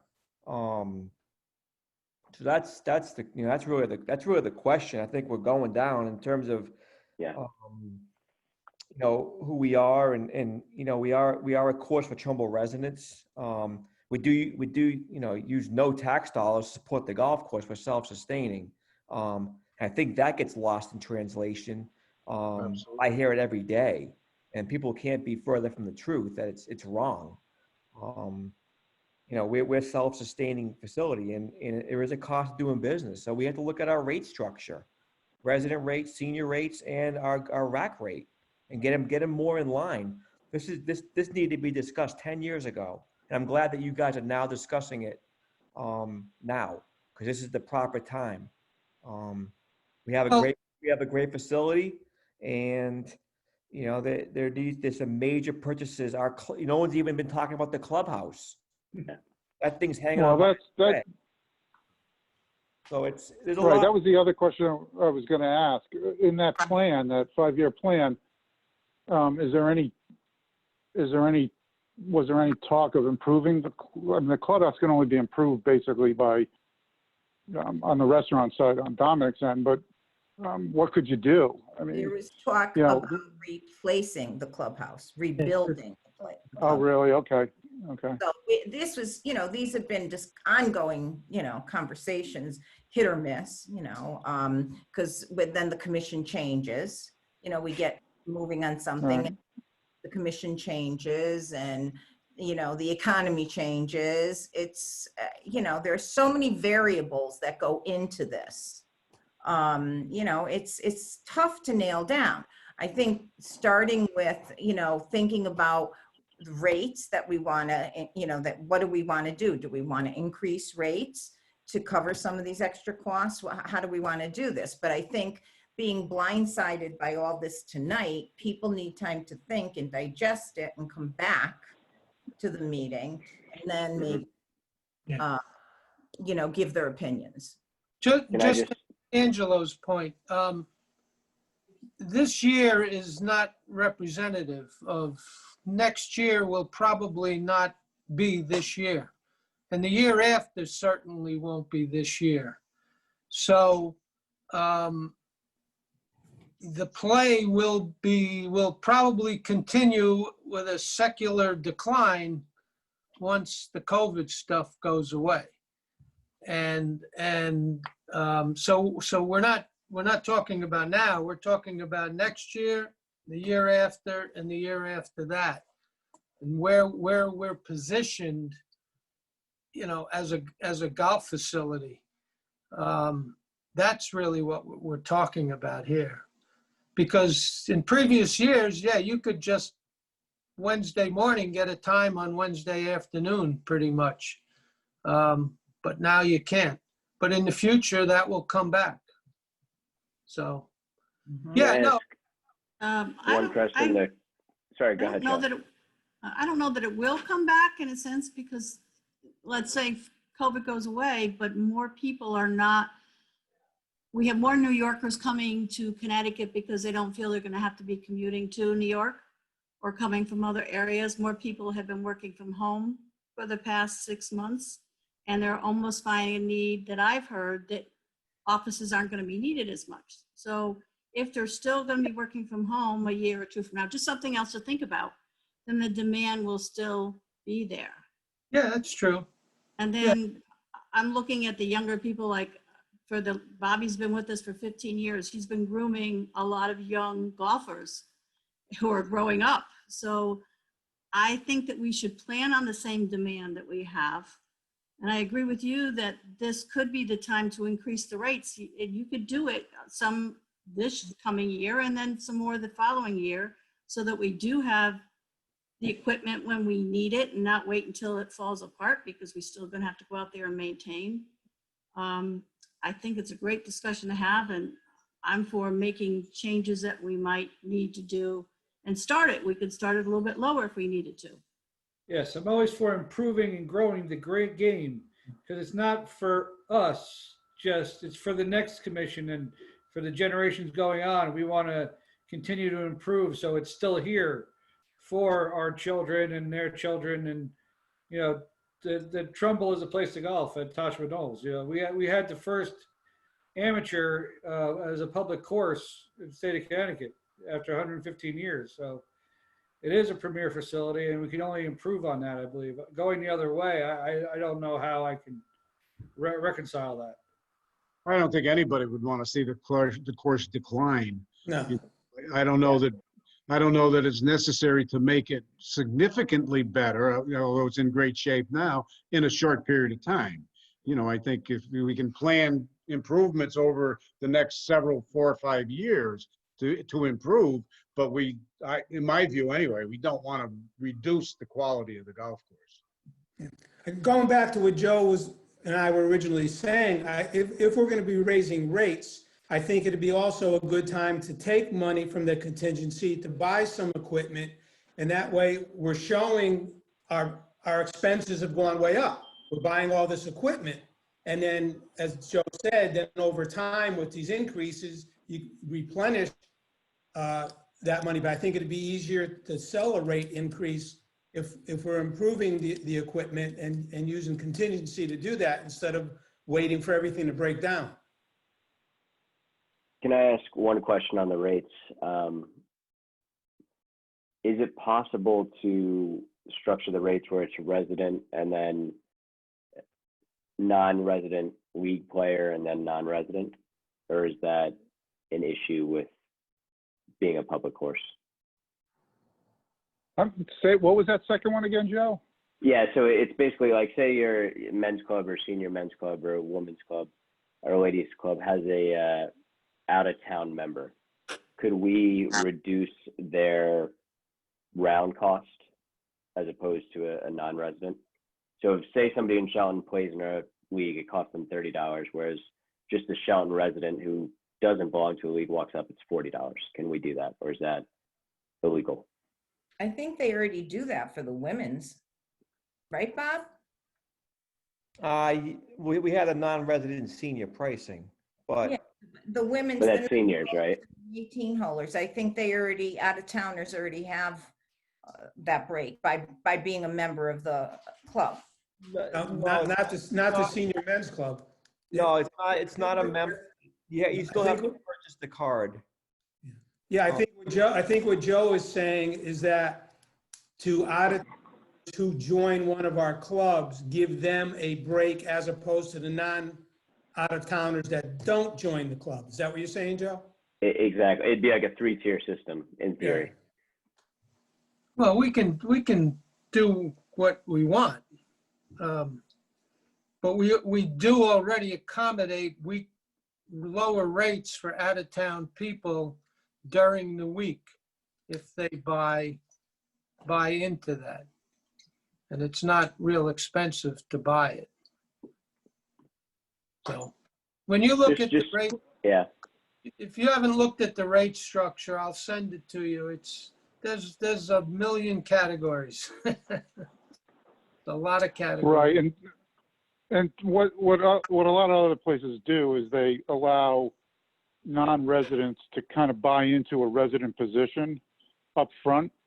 So they'll charge $300 or $400, and then they get to, it's essentially they're a resident. So whatever resident rules are in place in terms of when you could get times or whatever other rules are in place for residents, they buy into that position up front. So they would make the kind of the math ahead of time. They would do the math ahead of time to see, is that $300? Am I going to play enough times?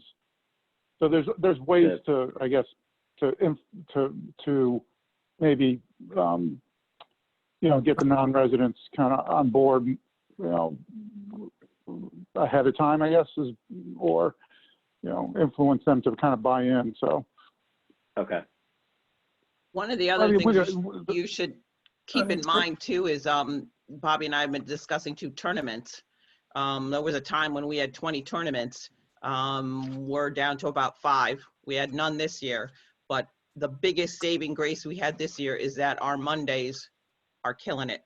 If we didn't have a tournament, we'd be lucky to make maybe $3,000 on a Monday.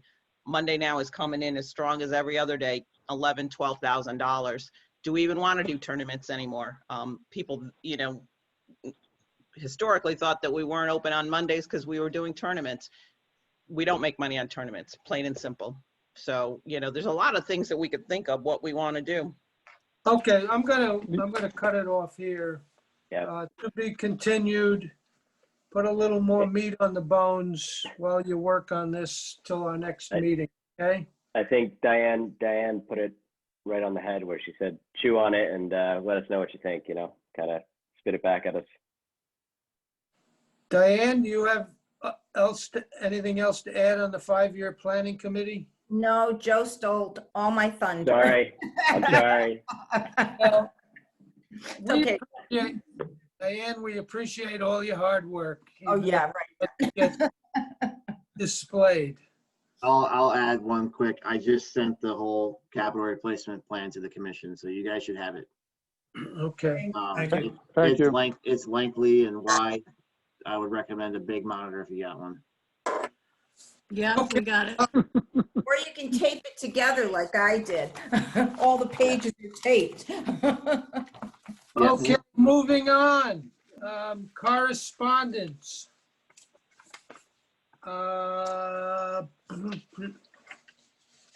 We received a correspondence relative to tea times. Shelley responded. Everyone got a chance to read that. Yep. Bobby threw in his 2 cents to the group. Does anything else need to be said on that particular?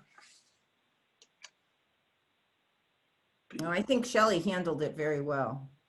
Yeah, basically just frustrated about getting a tea time. And it's simply a supply and demand issue. Whatever system we used, it would be just as frustrating. Yep. We did receive a letter on, I think, Thursday night from the Tashua Knolls Golf Club, which we refer to as the men's club. It's actually the Tashua Knolls Golf Club. Tom, you want to comment on that letter? Right. So there was 2 main points in that letter. One of them had to do with the in-person rack, and the other one had to do with blocking off more tee times for the men's club. You know, the in-person rack, the point that was made was that it needed a 2/3 vote to get rid of it, being that it's in the rules and regulations. So the in-person rack is, at least in the spring, will be in place unless and until there's a 2/3 vote to get rid of it. And so, you know, we're assuring the men's club of that in order to get rid of that, we're going to need a 2/3 vote. You know, when that vote takes place, or if it takes place, I'm not sure, but there will be there will have to be a 2/3 vote, which at this point, there's 8 of us, right? It's still going to have to be 6. So 8 or 9, you'd need 6 to change the system. The other big point that they were making, now they talked a little bit about the new tee time system potentially with a new computer system and whatnot, but it was really more in kind of a general discussion of that. The end point that they were making, and probably the biggest point that they were making, was the blocking off of more times for the men's club. I think Don did some rough math. I remember one of the early meetings, I think he talked about it, some rough math about how many tee times are allotted for the women and the seniors versus the men's club. They're allotted at different times of the week, so you know there might have to be some consideration for that. But you know, I think we probably ought to at least talk about it a little bit tonight. That issue about the allotment of times for the club. Yeah. I'll throw it out to the. They also have 6 A lot of tournaments. times on Friday, since weekends were booked. So just so I understand, Don, or Tom, they're willing to give up their 6 tournaments that they agreed to in exchange for a book of times? I don't know that I read into that. I don't know that I read that into Because what that- they wrote. Okay, yeah, I know. Well, that's kind of Yeah. a big blank, right? And that's how. The- Right. The, I didn't, the sixth tournament, I don't, I'm looking through my notes here. I did a rough calculation a month ago. The senior men's and the women get something like 520 tee times a year blocked out. And the 6 tournaments that the men's club gets comes out, oh, I got it right here, 146 tee times. The senior men's is like 528 tee times. And the men's club on the weekends is 146. The women's is something less than 528. And that's, not, And they're also on a weekday that's on a weekday versus the 100 versus a weekend. on the And weekend. what's That's the block out? club championship, senior club championship, member, 2-day member, 1-day member, and. So what I'm understanding then is the men's club is agreeing to forego their tournaments in order to receive a weekday block of times. No, I don't think they're thinking about it. yeah, I don't, right, I don't. So I then did how not is it read fair for that. all the clubs? Well, that's the question. I mean, is a Saturday and Sunday the equivalent of a Tuesday or Thursday or whatever? And then the other question would be, do you make the men's club block of times be during the week versus the weekend? I mean, they're not. I don't think that letter says anything about we would be willing to give up the tournament times for a block of times on a Friday, I'm looking at the letter now. I don't see anything in it. They're that not, even- but then it wouldn't be fair to all the clubs, would it? It wouldn't be fair to all the clubs, meaning Well, what? That the was men's their club would reasoning still- for the change, was fairness and equality. Exactly.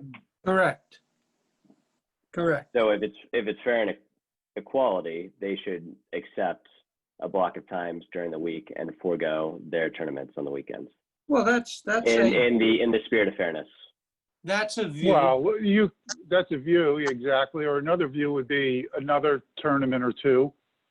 I mean, is a 4-to-1 ratio the right ratio to use for Tuesday versus Saturday or Sunday? I don't know. I don't know what the right ratio is. I don't even know if there should be a ratio, but I don't think that they're saying necessarily we'll give up the weekend if you give us a block during the week. Maybe they're saying we just want more than we have now. That's my read of it. Okay. Now, is more than they have? Is a block on Friday equal to the Tuesday block more? I don't know. In their mind, I don't know what it is. But I'm going to guess no. I think they just would want more weekend. Yeah, I'm interpreting, So, they want a set block on Saturday and or Sunday all the time, set aside just for the men's club. I think that's what. yeah, well, I would agree, Angelo, that's probably the ultimate of what they want. They're not specifically asking for that, but ultimately I think the whole premise of this is that they want more than what they have, right? So. And they're associating the public rec change with their reasoning to want more as well. Yeah. Which is not a men's club rec. In person. Correct. Yeah, are they putting the two together? I don't know. Maybe they're trying to get to, seeing that our in-person rack might go away. We want a block of times on the weekend. I don't know if it's a trade-off or not. I think in my mind, it's two independent things. But Yes, that's what I'm trying to say. It's yeah. not a men's club Right. rack, it's a public rack. Exactly. It's for the public. Right. I mean, what I Right, would say so- is, have the men's club approach us with what they see as fair, and then remind them that it is a 2/3 majority vote that would have to change the rules. Right. Well, they know that, Well, I think with the in-person No, rack. well, yeah, right. Go ahead, Tom. I was gonna say, they do know that. I mean, they spelled it out pretty clearly in the letter about changing the in-person to something else based on but the it would 2/3 vote. also So have they to know. be, yeah, it would also have to be for their tournaments to give that up for a block of times, because that's in the rules as well. Also, for transparency, I'm a new member of the men's club this year. I did not receive a survey or questionnaire about this issue. It says they're speaking on my behalf, but I hadn't heard nothing about this from them to get what their membership wanted. Well, they have a board of governors. They got meetings and, They have a board of governors and whatever that did that. I think And they're feeling Well- too with the in-person rack is that essentially, maybe not fair to equate it, but that gives them block time because they can send their guys in there to get the tee times that they need for the weekends, and the course doesn't have to give up block times. But when you take away the in-person rack, then you eliminate, I was speaking to one of the club members this week, and, typically, and I play with that group, although I'm not playing right now, we would play 6:30 in the morning and on, 6:30, 7:30, 8 o'clock or whatever, and we'd be finished, our times would be finished. I lost my train of thought. With the call-in times, the men's club has to play at noon or 2 o'clock in the afternoon. They're not getting times until real later in the day. So it takes away from the camaraderie and everything else of the men's club. But that's why they're really in favor of keeping the in-person rack, obviously. I'll keep names out of it, but I believe I remember from our racking problems in the early on, the majority of the people having trouble with the staff being abusive were actually some of our men's club members that are asking for these special favors. That's probably true. Yeah, I don't doubt that. Yeah. Yeah, that's out of frustration. It's Not that it's excusable. the men's club or the Tashua Knolls Golf Club is not a growth organization. They've been shrinking. And this, where we're at now, by eliminating some of the camaraderie and whatever, could further reduce their ranks. And, is that a problem? Don, But some it of the is for them. But some of the reduction in the camaraderie this year is due to COVID. They aren't supposed to be hanging out at the golf course when they're done. They go home.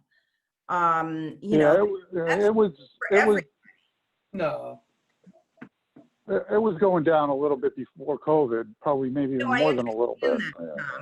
I understand that, but I mean, this year specifically, there is no camaraderie at the golf course, or at least there's not supposed to be. Oh, no, there's. Right.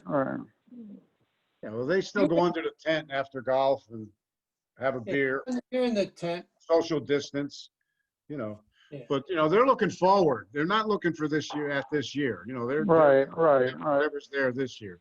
But next year and beyond, they want to be able to go back to what they were doing as far as the playing of golf in their groups.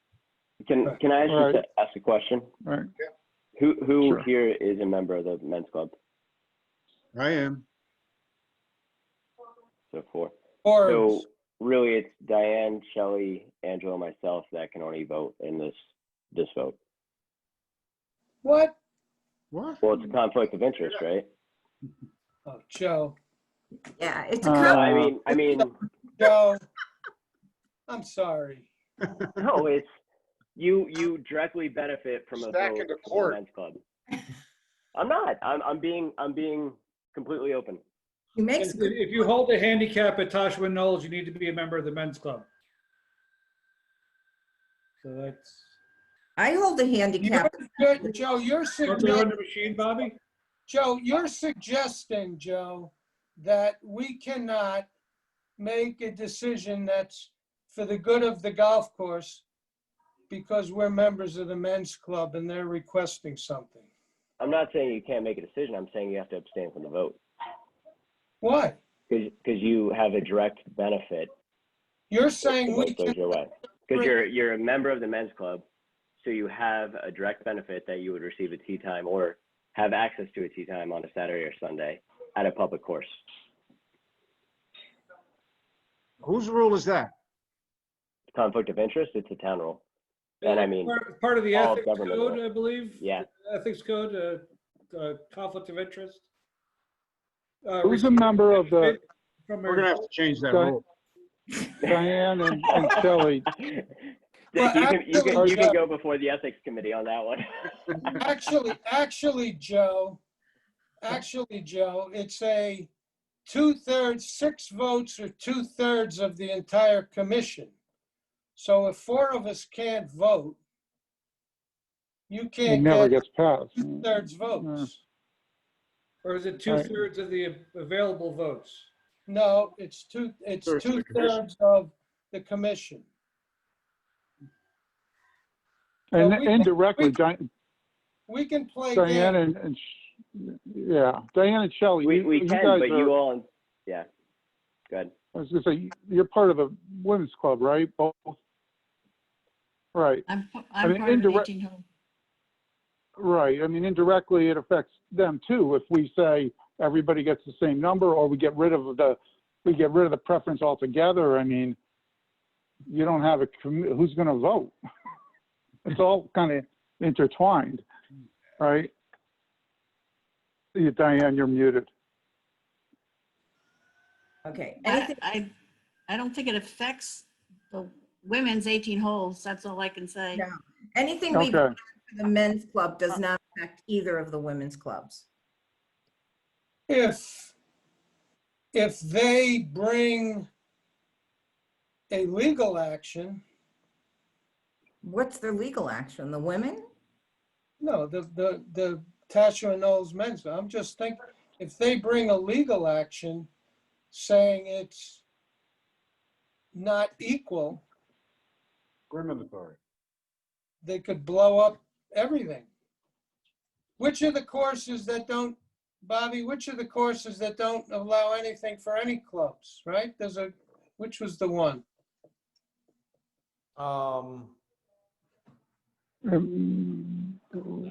Was it Longshore, Bobby? Huh? Longshore? Longshore, maybe? Well, right now, but no, they do. That was one of them, okay. Smith has they do it by block time allowed per club. Oh, you know who it is? I think it's Sterling, actually. I So think they all it's have to Sterling go back. Farms. Yeah, they don't have any clubs because of this particular issue. How about if we do this? Because I think Joe mentioned it early on. Ask them specifically what they want to keep the in-person rack. That's obvious in the note. It's unclear to me what they actually want in terms of specifically what they want in terms of a block of times. Maybe just say specifically, ask them specifically, what are you looking for? Are you looking for a weekday to replace all the weekend tournaments? Or are you looking for more tournaments or more blocks on the weekend? What specifically are you requesting? I think that's a good idea, Tom, because Yeah. I think there's some confusion as to what they're asking for.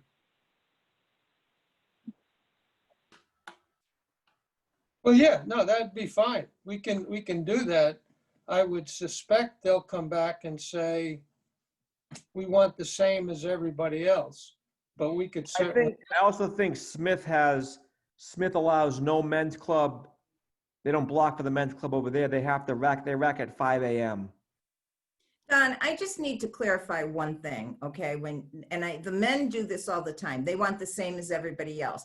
The women, both women's clubs, the 18-holers and the 9-holers, are stuck with the weekdays. We were never offered weekends, okay? Now, I worked for many, many years and couldn't belong to either of the women's clubs.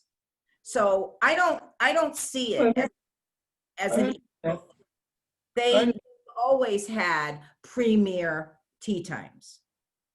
Yeah, but we racked for them. Well, they had the I rack. understand that, Dick. I do understand that, Dick, They had but the I'm talking about the way it's thrown out there, like they want the same as everybody else. If you want the same as everybody else, you get.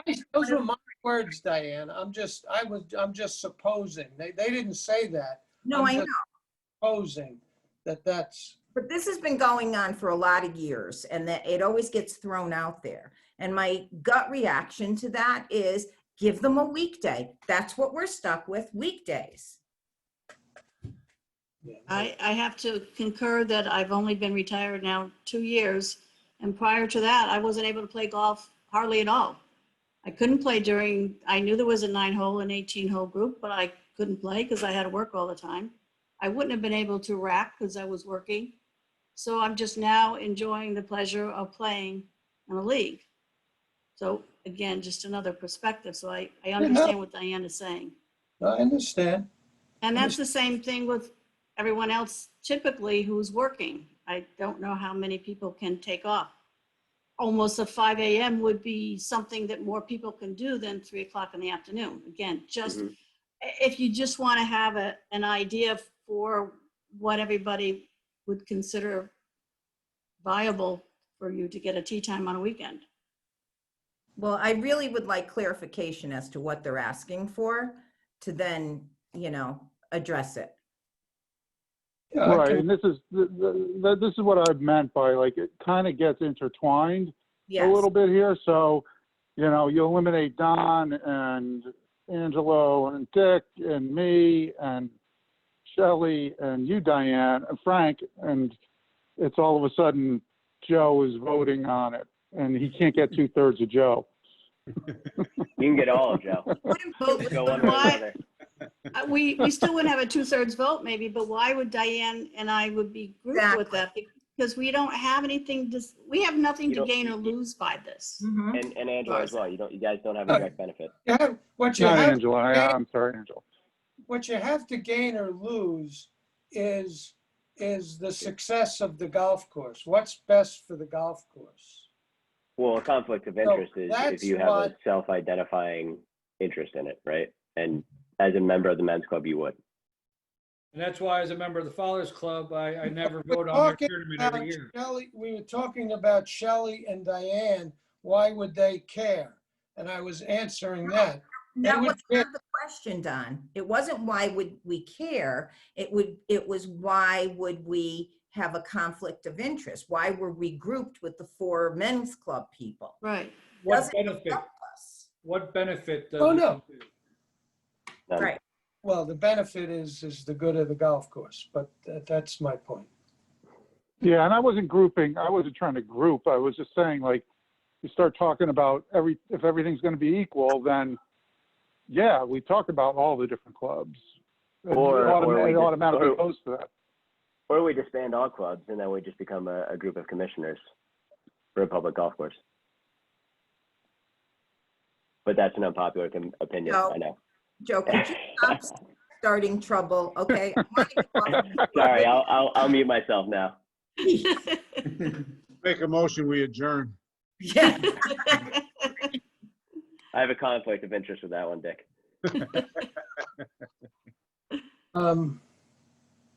Okay. I think it would be nice to come to some sort of compromise. What it is, I don't know, but I think it's got to be a work in progress. I agree. And I think going ahead, even with new systems with technology, might help enhance that. But we're still working on that as well. Shelley, thank you, Shelley, because I was looking at the agenda and I think we're in the in-call reservation system. Tom started off with the letter to the men's club, but do we have a report on the meetings we had with the companies? Yeah, we'll be there in a second.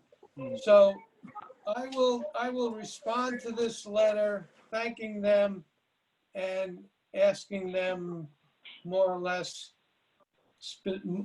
put a little more specifics as to what would satisfy them. Okay. That's good. Cart bid, Joe.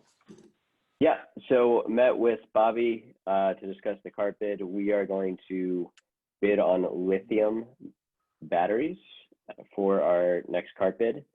The deal is they are going to be warranted for 5 years, and the bid is going to be for 5 years. With the lead acid, we can only do a 4-year lease, and that's the warranty of a lead acid cart would be 4 years. And so our yearly payment would actually be cheaper because it's over a longer time frame. That also being said, the lithium carts are about 300 pounds lighter and everything else.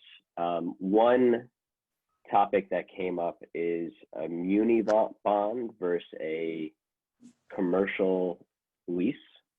And basically the way we financed our carts up until, well, this year has been through a muni bond, and the rate has been low, so the yearly payment has been low.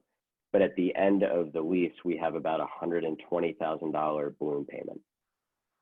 What Bobby and I are discussing is selling our current fleet to a reseller and netting about $150,000 cash. 106,000 of that would be used for this balloon payment that we would have to pay off the fleet that we just sold, and then about 40,000 of that would be used for a down payment for the lithium carts. So it would actually reduce our monthly cost for the next 5 years. We should be out to bid, or we should have the bid in probably by the end of this week, Doug, right? With the town, and we'll go from there. Any questions or comments? Is it a 6-year warranty or a 5-year warranty? It's a 5-year warranty. So they're good for 7 years, but the warranty they'll only guarantee is for 5. When we did this last year, they were talking 6-year warranty, but I guess that's fallen by the wayside, Bobby? Well, it could be Club Car, could be 5 years, and Easy Goes possibly 6 years on their lithium. So it could be the separate company issue there. Are both of those companies able to bid on this bid, or is it kind of company specific or feature specific? Well, lithium, it would be Club Car and Easy Go can bid fairly.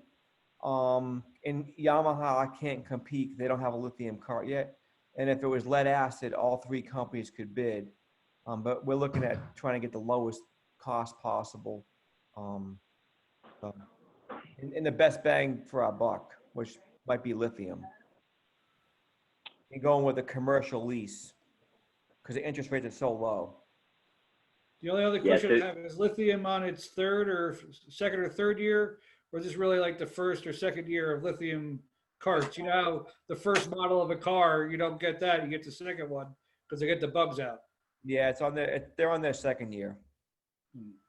And just so you guys know, the commercial lease would cost us about $7,000 more per year.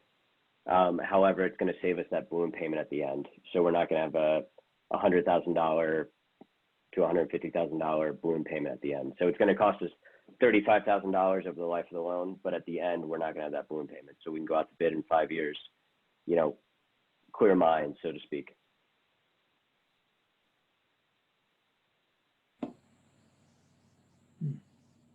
Well, that balloon payment was just there to reduce the cost, the annual cost, right? Yep. Yes. So if you take that away, that'll increase the annual cost, no? It used to, Don, because the muni rate and the commercial lease rate were so different. But now that interest rates have fallen, it's actually only $7,000 more per year. Really? Yep. And to Frank's point, with the lithium carts, the balloon payment is going to be estimated at $250,000 to $300,000. Say that again? On the new lithium carts, the estimated balloon payment is going to be a lot higher than what we're currently paying, which puts us potentially at a risk when we go to rebid this current fleet 5 years from now or 6 years from now. So, I mean, I don't know if that's a game they're playing or threaten, kind of making us think, but that's kind of a little bit of roulette I don't really want to play. Well, And I, it'll certainly simplify things, taking out the whole balloon payment thing, because you don't really know how that figured into the rates, and yeah, it obfuscated things. and we're at a We don't place have in that history balloon- right now. If Yeah, we don't go have ahead. a balloon payment, at the end of this current lease, and we get a reseller, and we can we'll instead of netting 40,000, we'll net 150,000, right, Joe? Yeah, exactly. We'll net more at the end of this new lease, because and I'm sure. Because we owe zero, essentially. Good. So anyway, something to think about. We're going out to bid next week, and we'll kind of see what comes back. But that's our line of thinking right now. And as we get offers, we'll keep you guys updated. All right.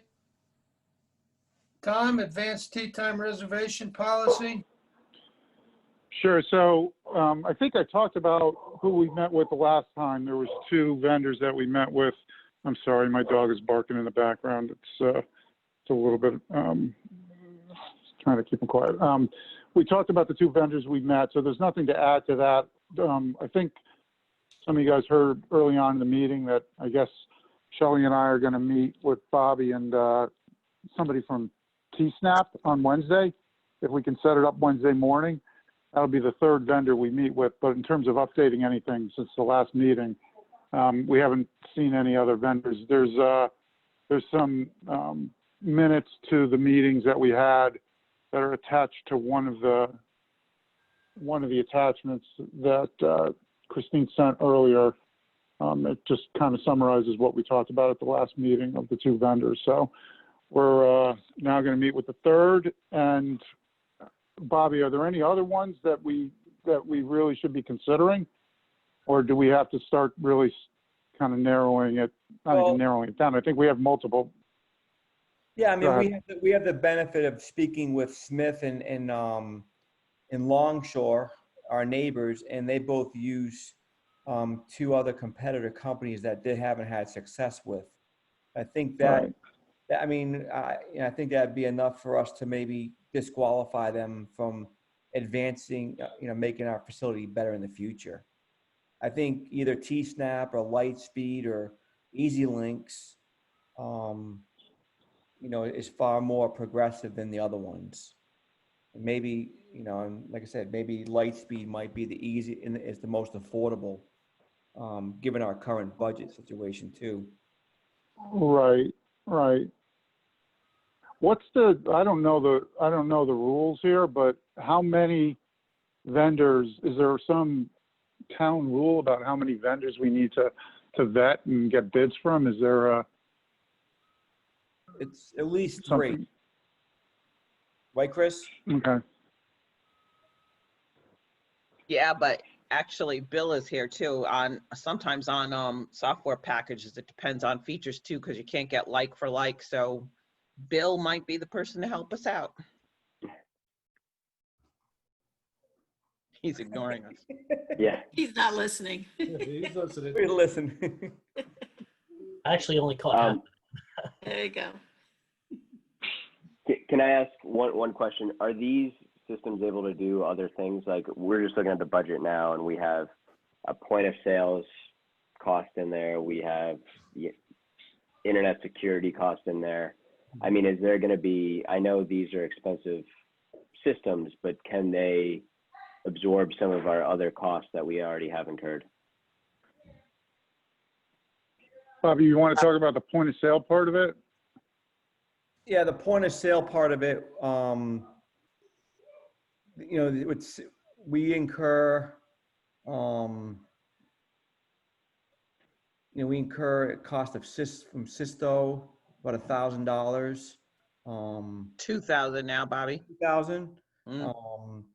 we already currently pay, and that's well worth it for what system does provide to us when we have a crisis. The reservation system we incur, it's about $1,000. So it's about 3,000 right there, that we pay out annually in fees. And that would be basically switched over to this new vendor that we decide on. It'd be probably, I mean, if we went with say a $7,000 system, we'd be incurring 4,000 additional in fees. Okay. Which we already have about maybe, I think, 8 to 10,000 in our website and technology budget. So it 7,000. seems like the money is somewhat already, Yeah. the money is pretty much already allocated. So that would be about 11,000. Yeah, the only problem would be if we would need new hardware. Right. Yeah. We would have about probably $4,000 for hardware, which that's not enough. Just, I guess, something to think about when we're pricing these systems, right? If we can absorb some of the other costs, then it actually nets out to be not that expensive.